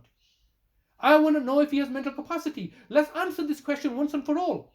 So in January 2019, there's a malevolence there. You didn't answer the question because you're putting me in a grey area. So right here, all I'm trying to do is, look, legally speaking, I want to be in a position to act on behalf of my brother, all right, legally speaking. All right, and the only way I can do that is for him to authorize to do that if he has mental capacity, which he's signed many times letters while he was detained. The City Mental Health Team in a Linfield Mount Hospital, he wrote letters. He signed them. I'm authorizing my brother. Right, you would refuse to accept those letters. Subsequently, in 2019, he's come out. He signed a lasting power of attorney registered with the Office of the Public Guardian. You don't want to accept that. All right, because. So Talib doesn't want to speak to us. He wants you to act on his behalf. You want to act on his behalf. But ultimately, as professionals, we don't want to be going to yourself, a third party, for trying to get access to Talib, for trying to see him, trying to monitor his mental health. Why? I think this is the issue that because we need to be seeing him. He's our patient, not you. He's not prisoner though, is he? As a patient, he has. No, but he as a so all right. So let's. But he, as anybody, he has a right to say no, doesn't he? He can say no. Yes, yeah. No, just hold on a second. This is where tyranny comes in, and this is where enslavement comes in. You're right. You can provide us with services. You're right. If we want those services, and remember, let's just clarify. So when people say to me, he's the patient, it's who is affected by him deteriorating. Well, obviously, if he doesn't take his medication, or like any patient who doesn't under your services doesn't take any his medication, who's affected by that? Well, ultimately, the public services are going to be affected. So, that person's going to take up a hospital bed. The police are going to get involved. There's going to be a lot of involvement. It would be better if the person was taking services. In a similar vein, if my brother's not receiving any services, who is being the primarily affected by that? It's me, because I'm providing the care. So ultimately. No. And this is where that intellectual dishonesty comes in. All right, and then let me explain this to you. Would it not affect him in the first instance, and then those wider around him? If he's not taking his medication. If he's not taking his medication, it would directly affect him. But it would to say the fact that it doesn't affect me at all. Effectively, the service. So. I'm not saying it doesn't affect you, but I'm saying primarily. All right. Whom are you providing services to then? Let's be realistic. Let's cut out the bullshit. Who are you providing? The services are for him. No, and this is where I'm saying you're being intellectually dishonest. Effectively, the services are to me, aren't they? They're not to you. No, effectively, effectively they are to me, aren't they? Because you can assume that. No. I like to explain that, because this is where that distinction comes in. My brother cannot, is not, and will not take on your services. All right, he will not take on your services. So we need to speak to him. All right, just allow me to finish. Will you allow me to make my point? Yeah, I'm saying generally speaking, both my mother or my brother would not take on your services. All right. Okay. Generally, I don't want to. Like, it's going to a shop. It's a bit like this. Yeah, you're a shopkeeper. We don't want to go to that shop. I'm saying, look, we need to go to the shop because it's in your best interest. Because obviously, you need this. You need this food from the shop. Let's say. So I go in. I act on their behalf. You provide me with the services so I can give it to them. All right. That's the reality of the situation. Now, obviously, you cannot provide me with the services on paper. You say that they're the client. So this is where I'm saying that the intellectual dishonesty takes place. Is that officially on paper, like I mentioned to you, officially on paper, my mother was a tenancy holder. The reality is that you were housing the family. So, right? So you can say no, but we need to be the tenancy holder. No. Effectively, you're housing the family. You're not housing one person, because you don't give one person a 5-bedroom house. All right? You're housing the family. Similarly, with regards to Talib himself, you can say, well, officially upon our records, it's that he's the client. We're the service provider, so on and so forth. But the reality is this: that the service, your client would have never been in a position to take on your services or willing to take on your services without my involvement, without myself. And so when you say to me that no, we don't want to talk to you, we want to speak to the client. Well, the client has never wanted to. The client never wanted your service. Never has asked me to take on those services, because ultimately. But just let me. Final point is that, all right, if you provide services. 80% of mental health patients will say we don't want a service. We're fine. We don't need it. Yeah. So we have to assess that independently, objectively. Okay. And look at the situation overall. Okay. All right. Well, just hold on a second. Right, so when you say that I'm devoid of these services, that you're not effectively providing me with a service, I would argue that's being intellectually dishonest, because effectively you're providing me with a service. All right, and I'll tell you why. Like, let me just give you an example. Let's say one of the things that Talib needed as part of his care package was for Talib to go out for an hour every day, all right, to the shops. Yeah. All right. Now, either you're providing the service and Talib's going out, all right. And if you're not providing the service, then I'm having to take Talib out for an hour. Yes? Yeah. So in the absence of ever taking on your services beforehand, I'm taking Talib out to the shops for 1 hour. All right. And so I want somebody to do that for me. All right. So I then approach you as a city manager and say, look, this person has legal entitlements and rights. You should be taking him out. So you say, okay, we're going to now take Talib out to the shops for a week. Who have you helped? Who have you not helped me? The thing is, right? No. Don't give me that. Don't give me that bullshit now. You've helped me, haven't you? You've helped me, haven't you? I'm answering your question, but you're wanting a yes or no. No. Look. You're asking a question. All right, go ahead. Answer it. So, Talib is entitled to a care act assessment to identify what his needs are. A part of that care act assessment is to look at what support family are providing. Are they able to continue to provide that?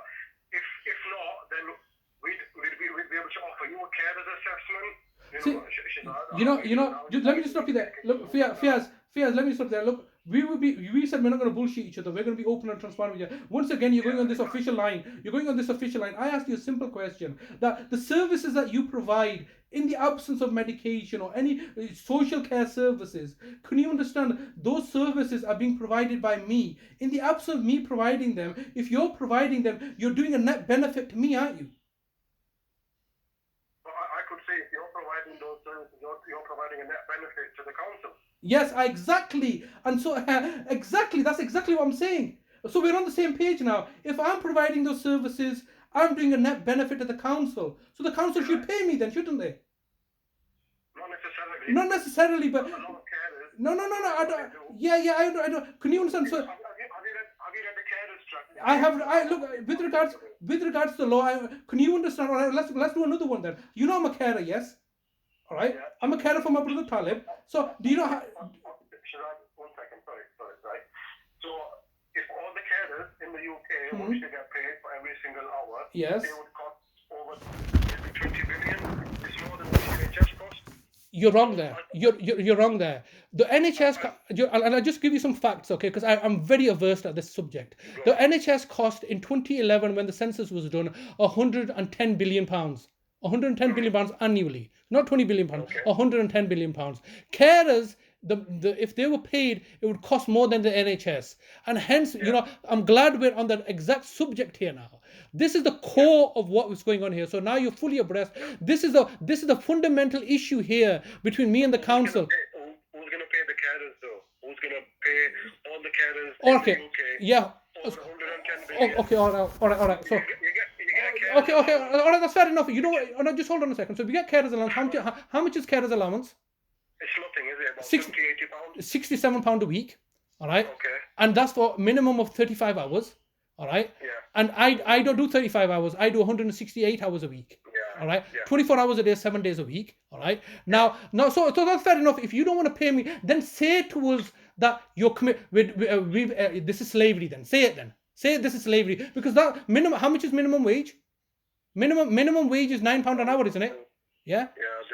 Yeah. So minimum wage is £9 an hour. So you, the government, cannot afford to pay pay carers. So therefore, I should have my freedom and liberty taken away from me. I should be degraded and humiliated. I should be spit on and worse, like a prisoner. I've got to look, M.Fiaz, you've not been to prison. I've been to prison. I'm going to claim to you, honest to God, you know I'm a Muslim. I'm not going to lie to you. I had a better quality of life as a person being a prisoner than I do right now as a carer. Number one. Number two is that I was getting paid more money being a prisoner, because we know when you're in prison and you have to work, they pay you. Yeah. I was getting paid more money per hour than I do as a carer. Now, hence why my ongoing protracted conflict with the local authority. I have told you earlier on that I'm a software engineer by profession. I worked on the EMIS system, all right? I left that in order to become a carer, forced to become a carer, where I'm being exploited and abused by a system 22 years later. All right, I've been a carer for 22 years, and the system saying, "Oh, we're going to do something." The government, as you know, last year, Boris Johnson said, "We're going to give something more to healthcare, social care." You know, so where are they getting the money from? How much does your boss get paid? Or Kirsten England over 200,000 pounds? Where's my money? So this is a financial dispute that I have with that's a legitimate dispute I have. People have labor disputes. Yeah. So it's a legitimate. Yeah. Members. Yeah. And you get a slap on you get a pat on the back. Yeah, and you know what patronizes me is that,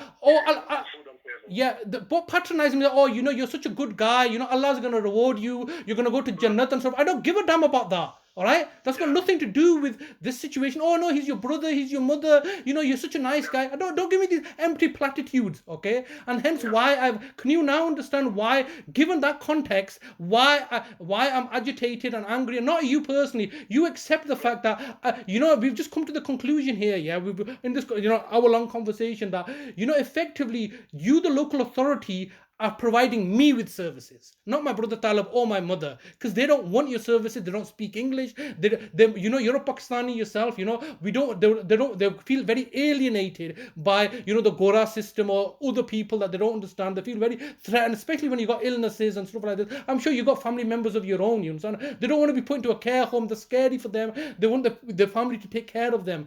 I myself have said, and I've been doing that, but I myself have told the local authority, no, I don't want to do that anymore. All right, I'm not doing that for free. So hence why we're coming back to the £1 million. All right, the local authority are fully aware that you've talked about carers assessment, you've talked about Talib's care package needs. I said do it all, because I know the fact that you can't fulfill those roles. So Fiaz, let me just calm down a little, because obviously you've hit the nail on the head there.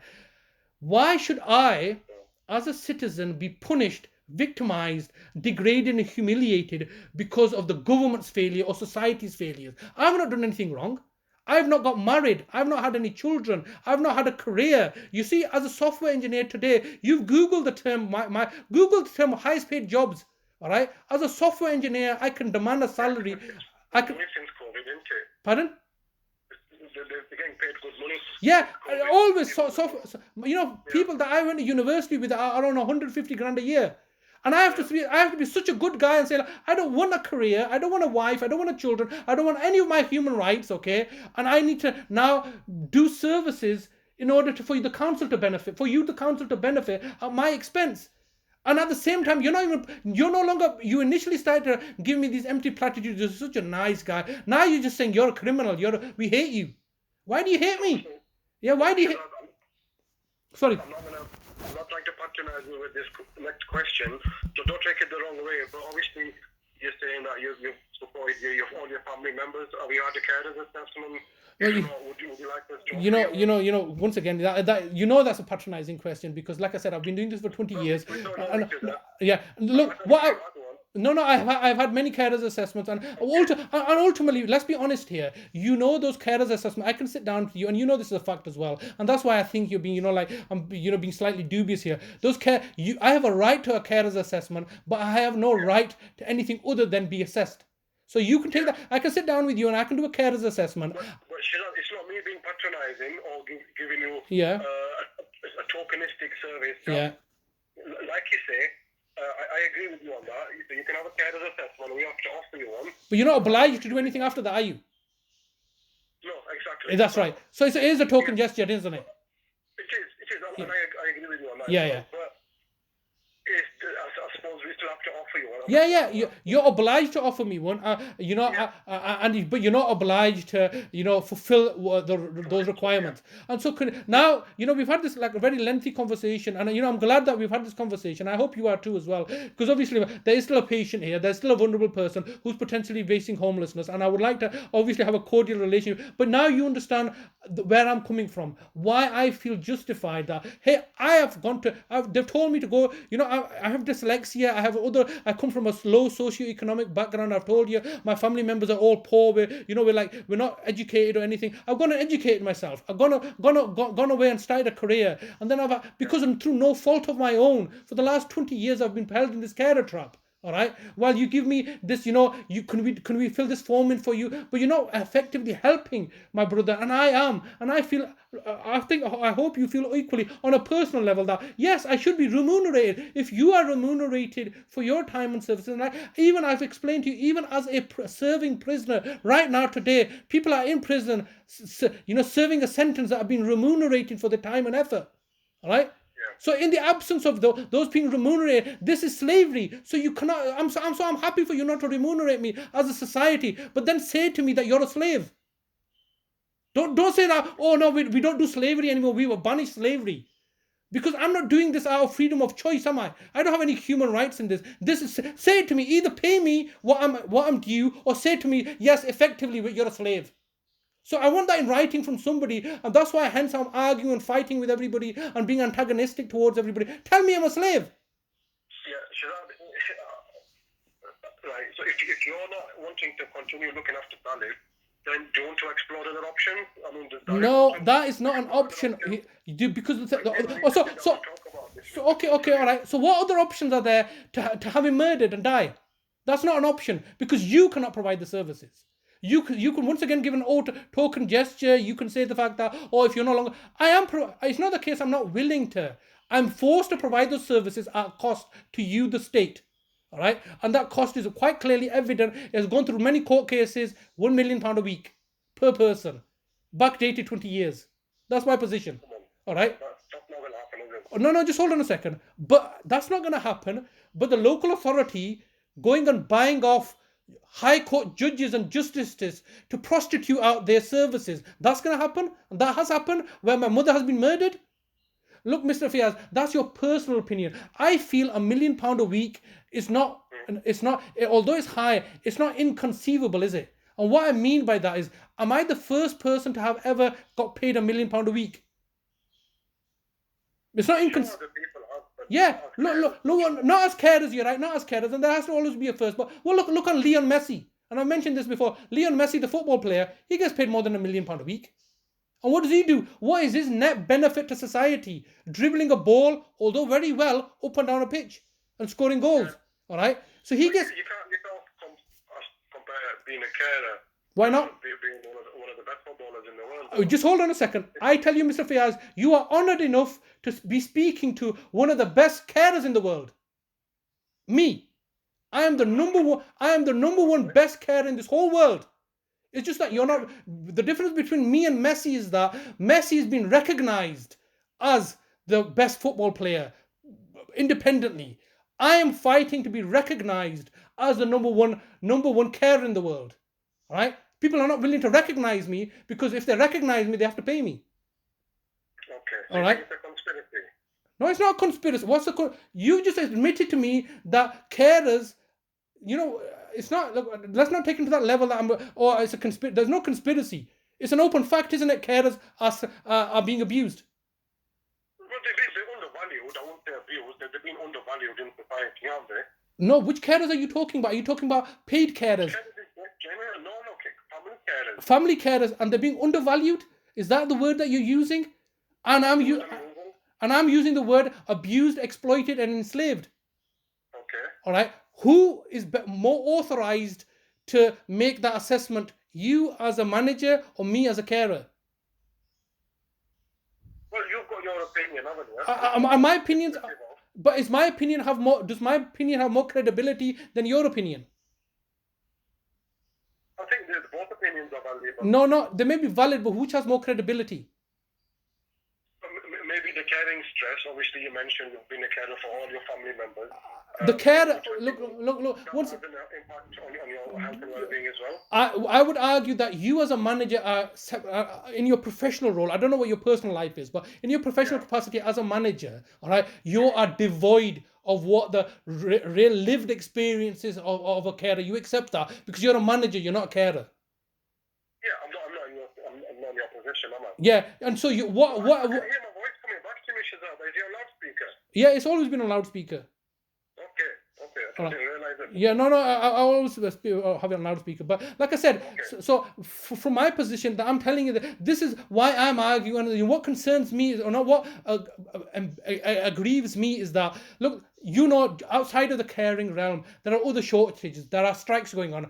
People today are protesting in the Royal Mail saying, look, we're not getting paid enough. There are people, I'm sure you have also striked saying, look, we're not getting paid enough. People have a right to strike and have labour disputes. Right, there's the Unisense labor. Unisense is a national union having strikes because they all often have labor disputes. I'm having a labor dispute, and as a consequence of having a labor dispute, asking for £1 million. All right, my mother's been murdered. I think that's highly, unjust. All right, and you can say, well, there's two sides of the coin. Maybe that's true. Maybe no. On the surface of it, I'm telling you that this is my lived experience. All right, this is my lived experience. That why have I gone to jail for, and all these other things. Everybody has a right to have a labour dispute today. If you're not satisfied with your job, or if you're not happy with your manager, if you're not getting paid enough, you can say, look, I want a higher pay, or otherwise I'm walking, and you can go to another job. I can't do that. So ultimately, I'm in a labour dispute. So you're saying to me, well, if you're not happy caring for your brother anymore, look, let's explore options and stuff. That's not an option for me.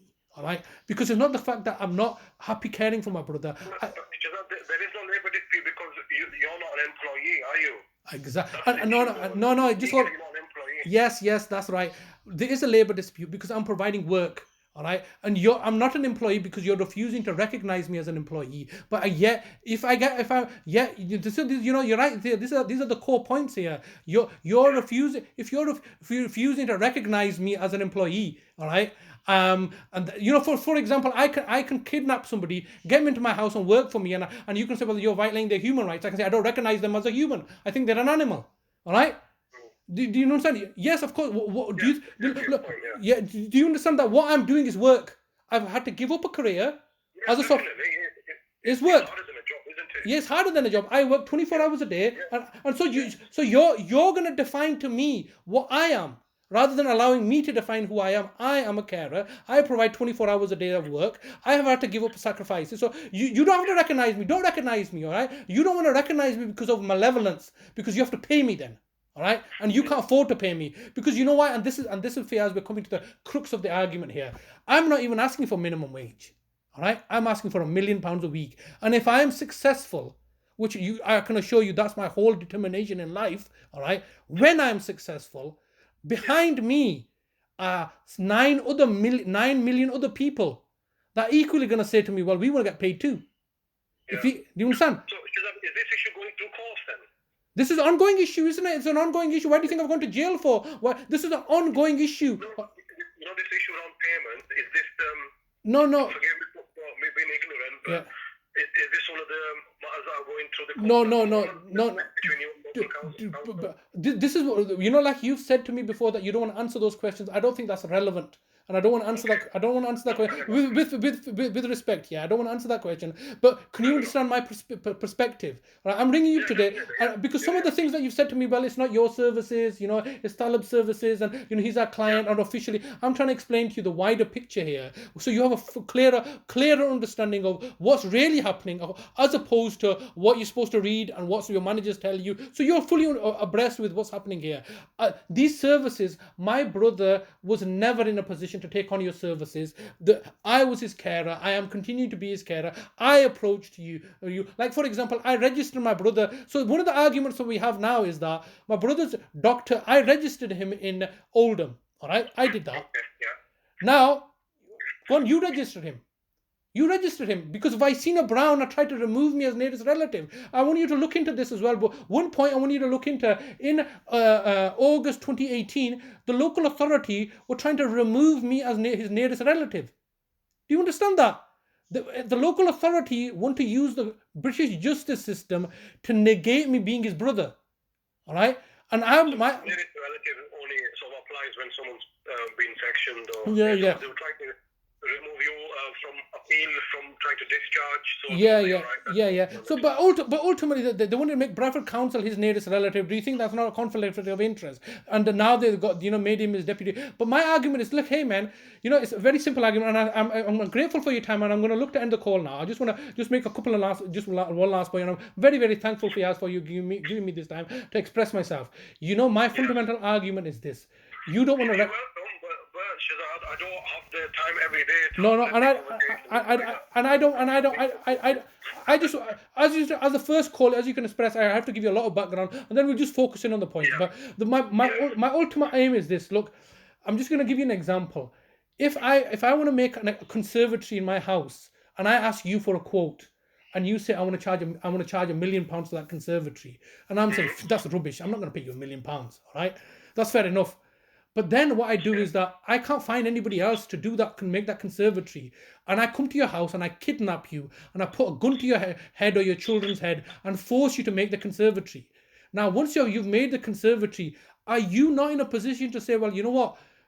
I'm going to charge you £1 million, right? And take legal action against me. Do you understand? I like how you put things into a scenario. Yeah.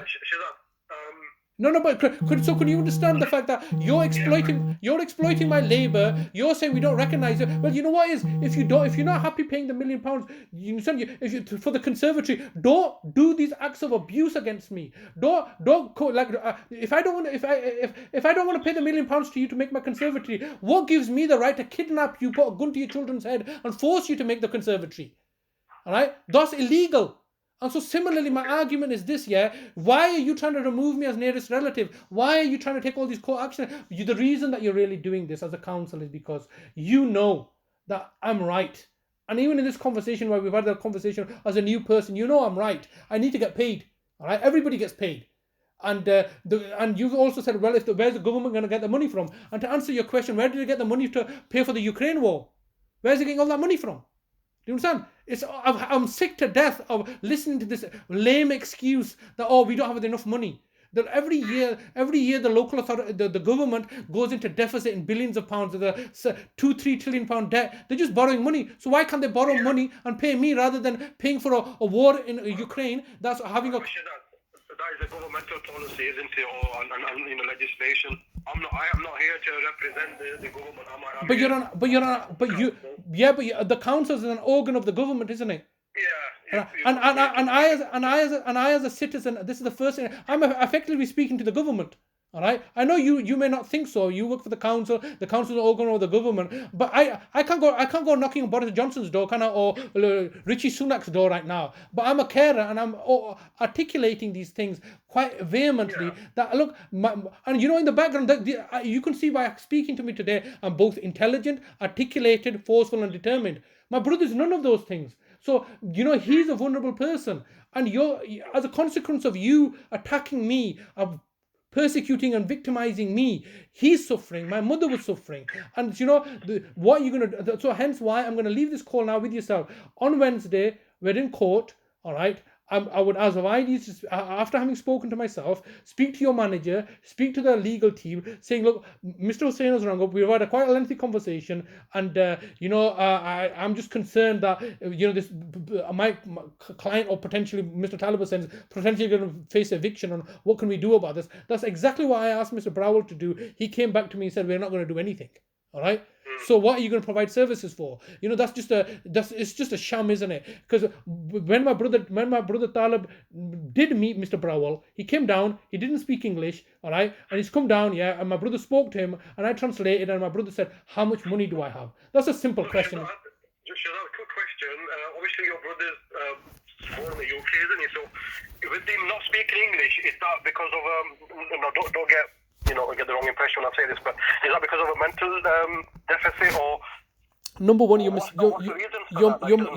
you're mistaken in the fact that he was born in this country. He was not born in this country. I was the only person.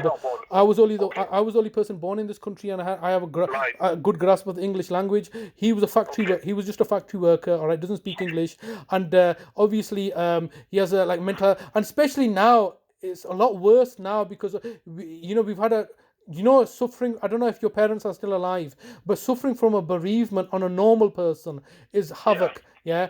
On him, it's been even more, it's been a lot worse, and I've been nursing him. Luckily, we're back in our home, all right? And I've made the council aware this is a care home. I'm operating a care home. I charge £1 million a week. The care home that that's what so these are like ongoing issues, you understand? I don't see why I should be victimized and put into this situation. But to answer your question, my brother does not speak English. He has a broken understanding of English, but it's not his fluent language. But now he's even a lot worse. One of the problems, I'll tell you now, one of the things I'm struggling with is communication. I can't even I'm having problems communicating with him because he's just so traumatized by what's happened. All right. And one of the problems, and I'll just briefly, so you know what kind of care is being provided to him. He's 24-hour care. He's doubly incontinent, so I'm having to deal with his incontinent issues, both bowel and urine. Yeah, so he's doubly incontinent, and he's obviously that has he suffers from bouts of extreme constipation where he would not open his bowels for a good 4 or 5 weeks, and then as a consequence of that, he will have overflow, and he will go through a period of complete defecation, which results in a lot of laundry and everything like that. So it's very high needs. I would say on a spectrum of needs of dependency, he would be 10 out of 10 dependent need, and subsequently, from following on from our mother dying and suffering a bereavement earlier in the year, he was very, very traumatized. Luckily, I'm working with him every day, encouraging him to go out and eat, and he's slowly recovering. But one of the problems I have now, as a change of his circumstances compared to when he was previously with the services, is that when he was like last year in August, he was able to have a fluid conversation with Dr. Rashmi Dixon and explain to her that he wanted to be discharged. discharge. He's no longer in a position to have fluid conversations. He's often left in a what I would describe as a statue. So if I put him somewhere, he'll just stay there. If I put food in front of him, he won't eat it. He'll just keep on staring at it. So I then have to intervene and physically feed him. If I say, oh look, let's go outside, I put him. He walks to the hallway, and then I go downstairs to do something. He'll just be in the hallway. He's just become like a mannequin statue. Yeah. All right. That's since your mum passed away. So that's as a consequence of my mum passing away, and then he was traumatized in February because the court of protection. When did your mum pass away? Sorry, Shazad. My mum passed away on the 22nd of January this year, and then obviously there was a lot going on, and then on the 28th of February, the following month, I told him that they're going to force him to have a mental capacity assessment, and as a result of that, he became hypertensive and fainted, and I don't know what happened to him. I had to take him to emergency hospital in Oldham. And hence why I am reluctant or overprotective of him to engage any third parties, because as a consequence of me making him aware, he can become very, very agitated, and as you can appreciate, I have to deal with the consequences of your simple requests. Oh no, we're just being nothing serious here. We just want to meet and say hello and stuff. Well, everybody's circumstance and situation is different. Your hello to him can be devastating to him. Where you say, well, no, that's just normal, just to say hello to somebody. So this is hence why, can you understand that? Maybe, if anything, I'm overprotective of my brother because of the fact that I know what the wider consequences are and the situation is. But so Shazad, if you're saying that your brother got deteriorated to the stage where he needs prompting for food and he's sort of staring in space for long, for hours on end. Has he been to the GP for that? Have you got him medical input? Well, this is the one of the situations we're coming back to. I'm no longer left in a position to get him any medical support, because in the past, what would often happen is that I would act on his behalf and procure those services. But as we're coming back to the conversation, I'm not the patient, all right? And as it stands right now, I've got no legal authority to act on his behalf. All right, because you the council have removed his lasting power of attorney for health and welfare. I don't see why you've done that, because you could have removed the financial protection, all right, and you've become charge of his finances, but you left him like you left my mother in a legal vacuum. So is it okay? Can we arrange for Chris to come out and see him just to see how he is getting on? We don't need to see him if he's saying that there's been such a drastic change. That drastic change happened in February when he went to hospital. Okay. So he's now on he's now recovering. I've just explained to you that he deteriorated and went into emergency hospital on the 28th of February. Okay. All right. Okay. And then subsequently his doctors have been saying that we want to see him. All right. And we're no longer in a position I'm no longer in a position to take him anywhere, because until we have finalized that I act on his behalf and the local authority cannot accept that, we're going around in circles here. But to answer your question, look, we don't want your help. You're not in a position to help. Chris coming down is not going to make the situation any better. In fact, it's going to make it 10 times worse, and I have to deal with the consequences of that, because if you want to help the situation, all right. But the reason why I asked you that was Shazad, because I didn't know if that was recent or if he's like that now. But if you're saying that he was like that in February, then obviously he's been sectioned, he's had some sort of assessment and treatment. Yeah. So how is he now compared to how he was in February? Yeah, but this is what I'm trying to explain to you, that I explained to you that this situation has arisen since he was last seen by your services. All right, that was prior to our mum passing away. The last time he was seen by your services, as I explained in the conversation, is that the last time he was seen by your services was on his discharge from Rashmi Dixon on the 17th of August last year. All right. So subsequently, following his discharge, his mum passed away in January this year. He had an incident, an acute incident where he had to be hospitalized. Went to hospital in February this year. As a consequence of those situations, he's lost a lot of weight and all the conditions I've described to you. That's a change from when he was last seen by services, namely since his discharge from Rashmi Dixon. Now, mashallah, with a lot of input from me, he's getting better, and he's improving drastically improving a lot more now. But the problem arises is that once we become homeless, all right, it's a devastating situation again. And I believe that the local authority are looking to deliberately make us homeless, or make us, trying to trigger a situation so they can then come and take charge of the situation. All right. But if that's the case, you still have not proceeded to make any welfare proceedings. That's going to be another issue that you're going to have to pursue, because right now, I'm arguing, you've not done a mental capacity assessment regarding his, and he wants to remain in my care. I'm going to try my utmost power to fight you on this, because he does not need your care. And hence why I believe that this Wednesday, the fact that we're going to be made homeless is all being orchestrated by the local authority in the background in order to take him away from me, in order for you to put him into a care home and stuff. And actually, I was reading a newspaper article on Friday 25th of November saying there's an absolute worker crisis in the domiciliary care sector, or the care sector, where there's not enough staff. So that, the whole care sector that you as a council are looking to, ideally from your perspective, put my brother into a care setting, namely into a care provider. Those care providers are themselves, as you're fully aware of, Mr. Fiaz, that are themselves no longer finding it economically viable to continue operating, because there's a big labor shortage in the sector, because a lot of care workers, not informal carers like myself who are on £67 a week, but even carers paying £9 a week, are saying it's not worth it for us. All right, and they're leaving the industry in droves, especially the way that they were treated during the pandemic. So there's my brothers, I feel confident I'm in that unique situation that only I and I alone are in the best position to provide my brother with the support services. And those support services, as you can appreciate, numerous safeguarding alerts have happened in the past. They know that I'm looking after him. He's receiving £1 million worth of support services. The problem is that you're not willing to pay the £1 million, and you've never been in a position to pay £1 million. Never mind £1 million a week. You're not even in a position to pay £100 a week to Talib, because my brother Talib for 5 years was receiving £410.70 a week for a period of, for his social care payments through direct payments, which you were not auditing. So the reality is that, all bullshitting aside, you, the local authority, and the care sector, as is widely understood, are not fit for purpose. I'm in this unique situation where I'm providing the support services. And I just want to know, the reason for this call is to, just for my understanding upon any legal proceedings that I may look to pursue against you, the council, is that, what are you doing about it? What are you doing about the fact that you're deliberately putting my brother in a situation where a crisis is then looming, where he potentially can become homeless, where he had already become homeless on the 19th of February last year, when you had kicked me out of the house and I was forced to take my brother with me to Oldham.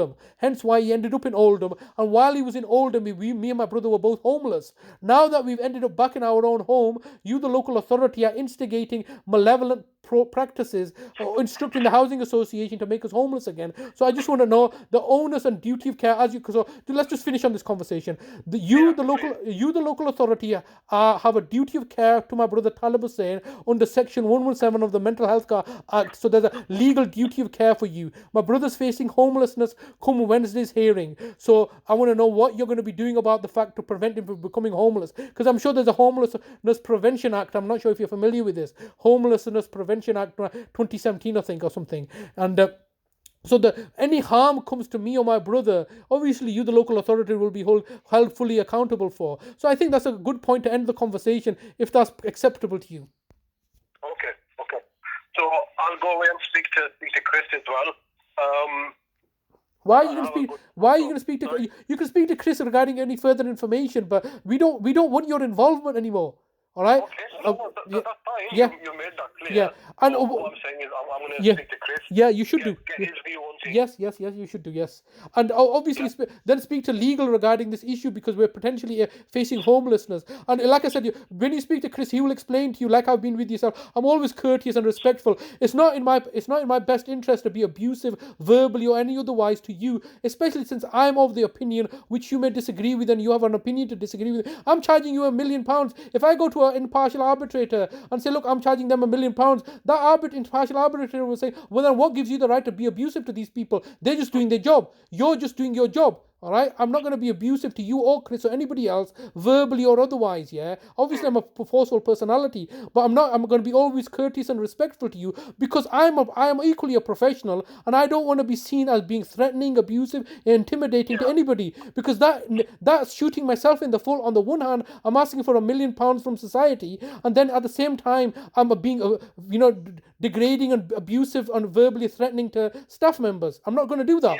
Yeah. And the thing is, you can articulate yourself quite well without being abusive Yes. anyway. And I pride myself on that. I don't need to use devolve into verbal abuses and and I don't want to do that. I a good mastery of the English language and I can, like you said, I can articulate myself and make my point quite fluidly. And like I said, I will never. But you will see from the file that the local authority and the care trust are so desperate, they're making false allegations against me, saying that he's being threatening, abusive to staff, because that gives you the power and authority. Then I will never ever, upon a personal pride, will be ever abusive or threatening to people. I don't need to be. I've got a very good mastery of the English language, and if I want to cuss somebody, I can do it in 1,000 more ways, sophisticated ways than resolving to verbal profanities and stuff. I'm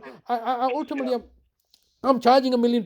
That's so you know what I'm trying to achieve. You know the situation my brothers are receiving, and once again, I want to personally thank you for being very courteous and respectful at times. I do expect. I have pulled you up on a couple of times where I felt that you've been intellectually dishonest, where you're going on the professional level, and I've tried to be clear upon that. And I'm going to be very stern. And I think at some level you can expect that I'm not going to bullshit, and you're not really a bullshitter, right? And we're trying to be clear and honest because we don't want to be wasting anybody's time. If we have a conversation next time, hopefully it won't be as long, and you're fully in the picture now. So I feel confident that I've done my job and articulated myself and our circumstances clearly to yourself, and I hope we can speak soon. So I'll leave it with yourself. And is there anything else you would like to add? Okay. No, that's great, Shazad. So thank you very much. And yes, it's been nice talking to you as well. And obviously we've got differences of opinion, but it doesn't mean that we should have a fallout with each other. You've got your views, yes, you're coming from that perspective. We may got mine. Yes, let me speak to Chris. Yes. We may have views of opinions. Those are personal, yes, and my those are personal opinions. Like you don't feel that £1 million is justified to be paid, and those are personal opinions. However, my circumstances are such that that's my position, and that position's been articulated. And my argument, I've gone to prison for this. My mother's been murdered for this. My brother's suffered for this. All right, so I've suffered. It's not a personal opinion, because if you came to me and asked me for my personal opinion, I might agree with you. But from a professional perspective, I'm not disputing that you're not entitled to £1 million. But so realistically, is it going to happen? Okay, yeah, I know. And yes, that's fair enough. You don't think it's... My personal opinion might be, sorry, but £1 million is not enough. Yeah, you're right. And you're right. You can say that, in my opinion, it's not realistic, and hence why you're right. That's an opinion, isn't it? And my opinion is that I accept that it may not be realistic, but it's what my objectives are. And so I think it's what I think I should. The thing is today, Mr. Fiaz, if I say to you that I'm a transgender person, all right, and I don't want you to refer to me as he or she. Yeah. And I'm telling you now, I'm making you aware of my pronouns, all right? So my pronouns are it, they, or whatever, yeah? You understand that you... So you, Mr. Fayaz, irrespective of what your personal opinions are, you have to talk to me in those terminology. You cannot refer to me as a he or a she, all right? And so therefore, I'm thinking, these people, these deluded people, and that's my opinion, they have a right to express how they should be talked to, all right? Yeah. And equally on the same footing, I have an even more right to say, look, this is what I deserve to get paid. All right?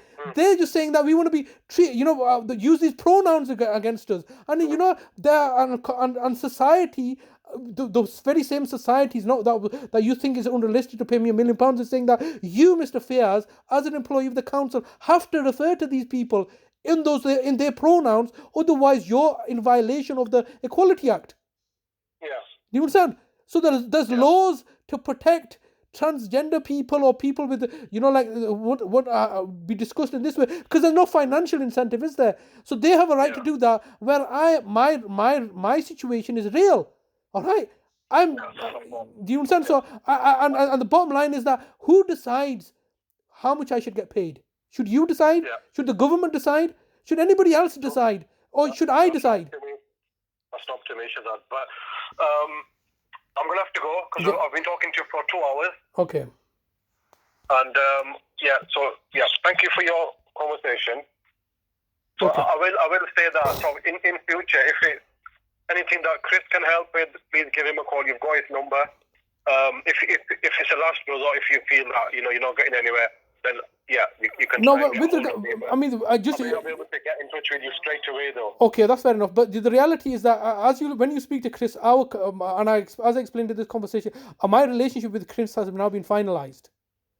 Okay, so you don't want to speak to him anymore. No, and it's not relevant. He cannot simply because no disrespect to him, he cannot help me. He's telling me I can't help you, and he was trying to make out that I've been antagonistic towards him. And then I corrected him that I said the reason you're getting frustrated, and he articulated to me that look, I'm getting very. He said these words to me that he feels very threatened and intimidated with me. And then I said, well, is that correct? What have I done? And he said, no, it's actually the situation. So he himself feels frustrated that he can't do anything. So he knows. So like I said, have a word with Chris. He will explain to you. Would it be helpful if we had a three-way mediation? Yeah. You can have a three-way mediation with him. Because I know you're saying that it's not doing anything of that nature, but if it's I don't know, a wrong impression or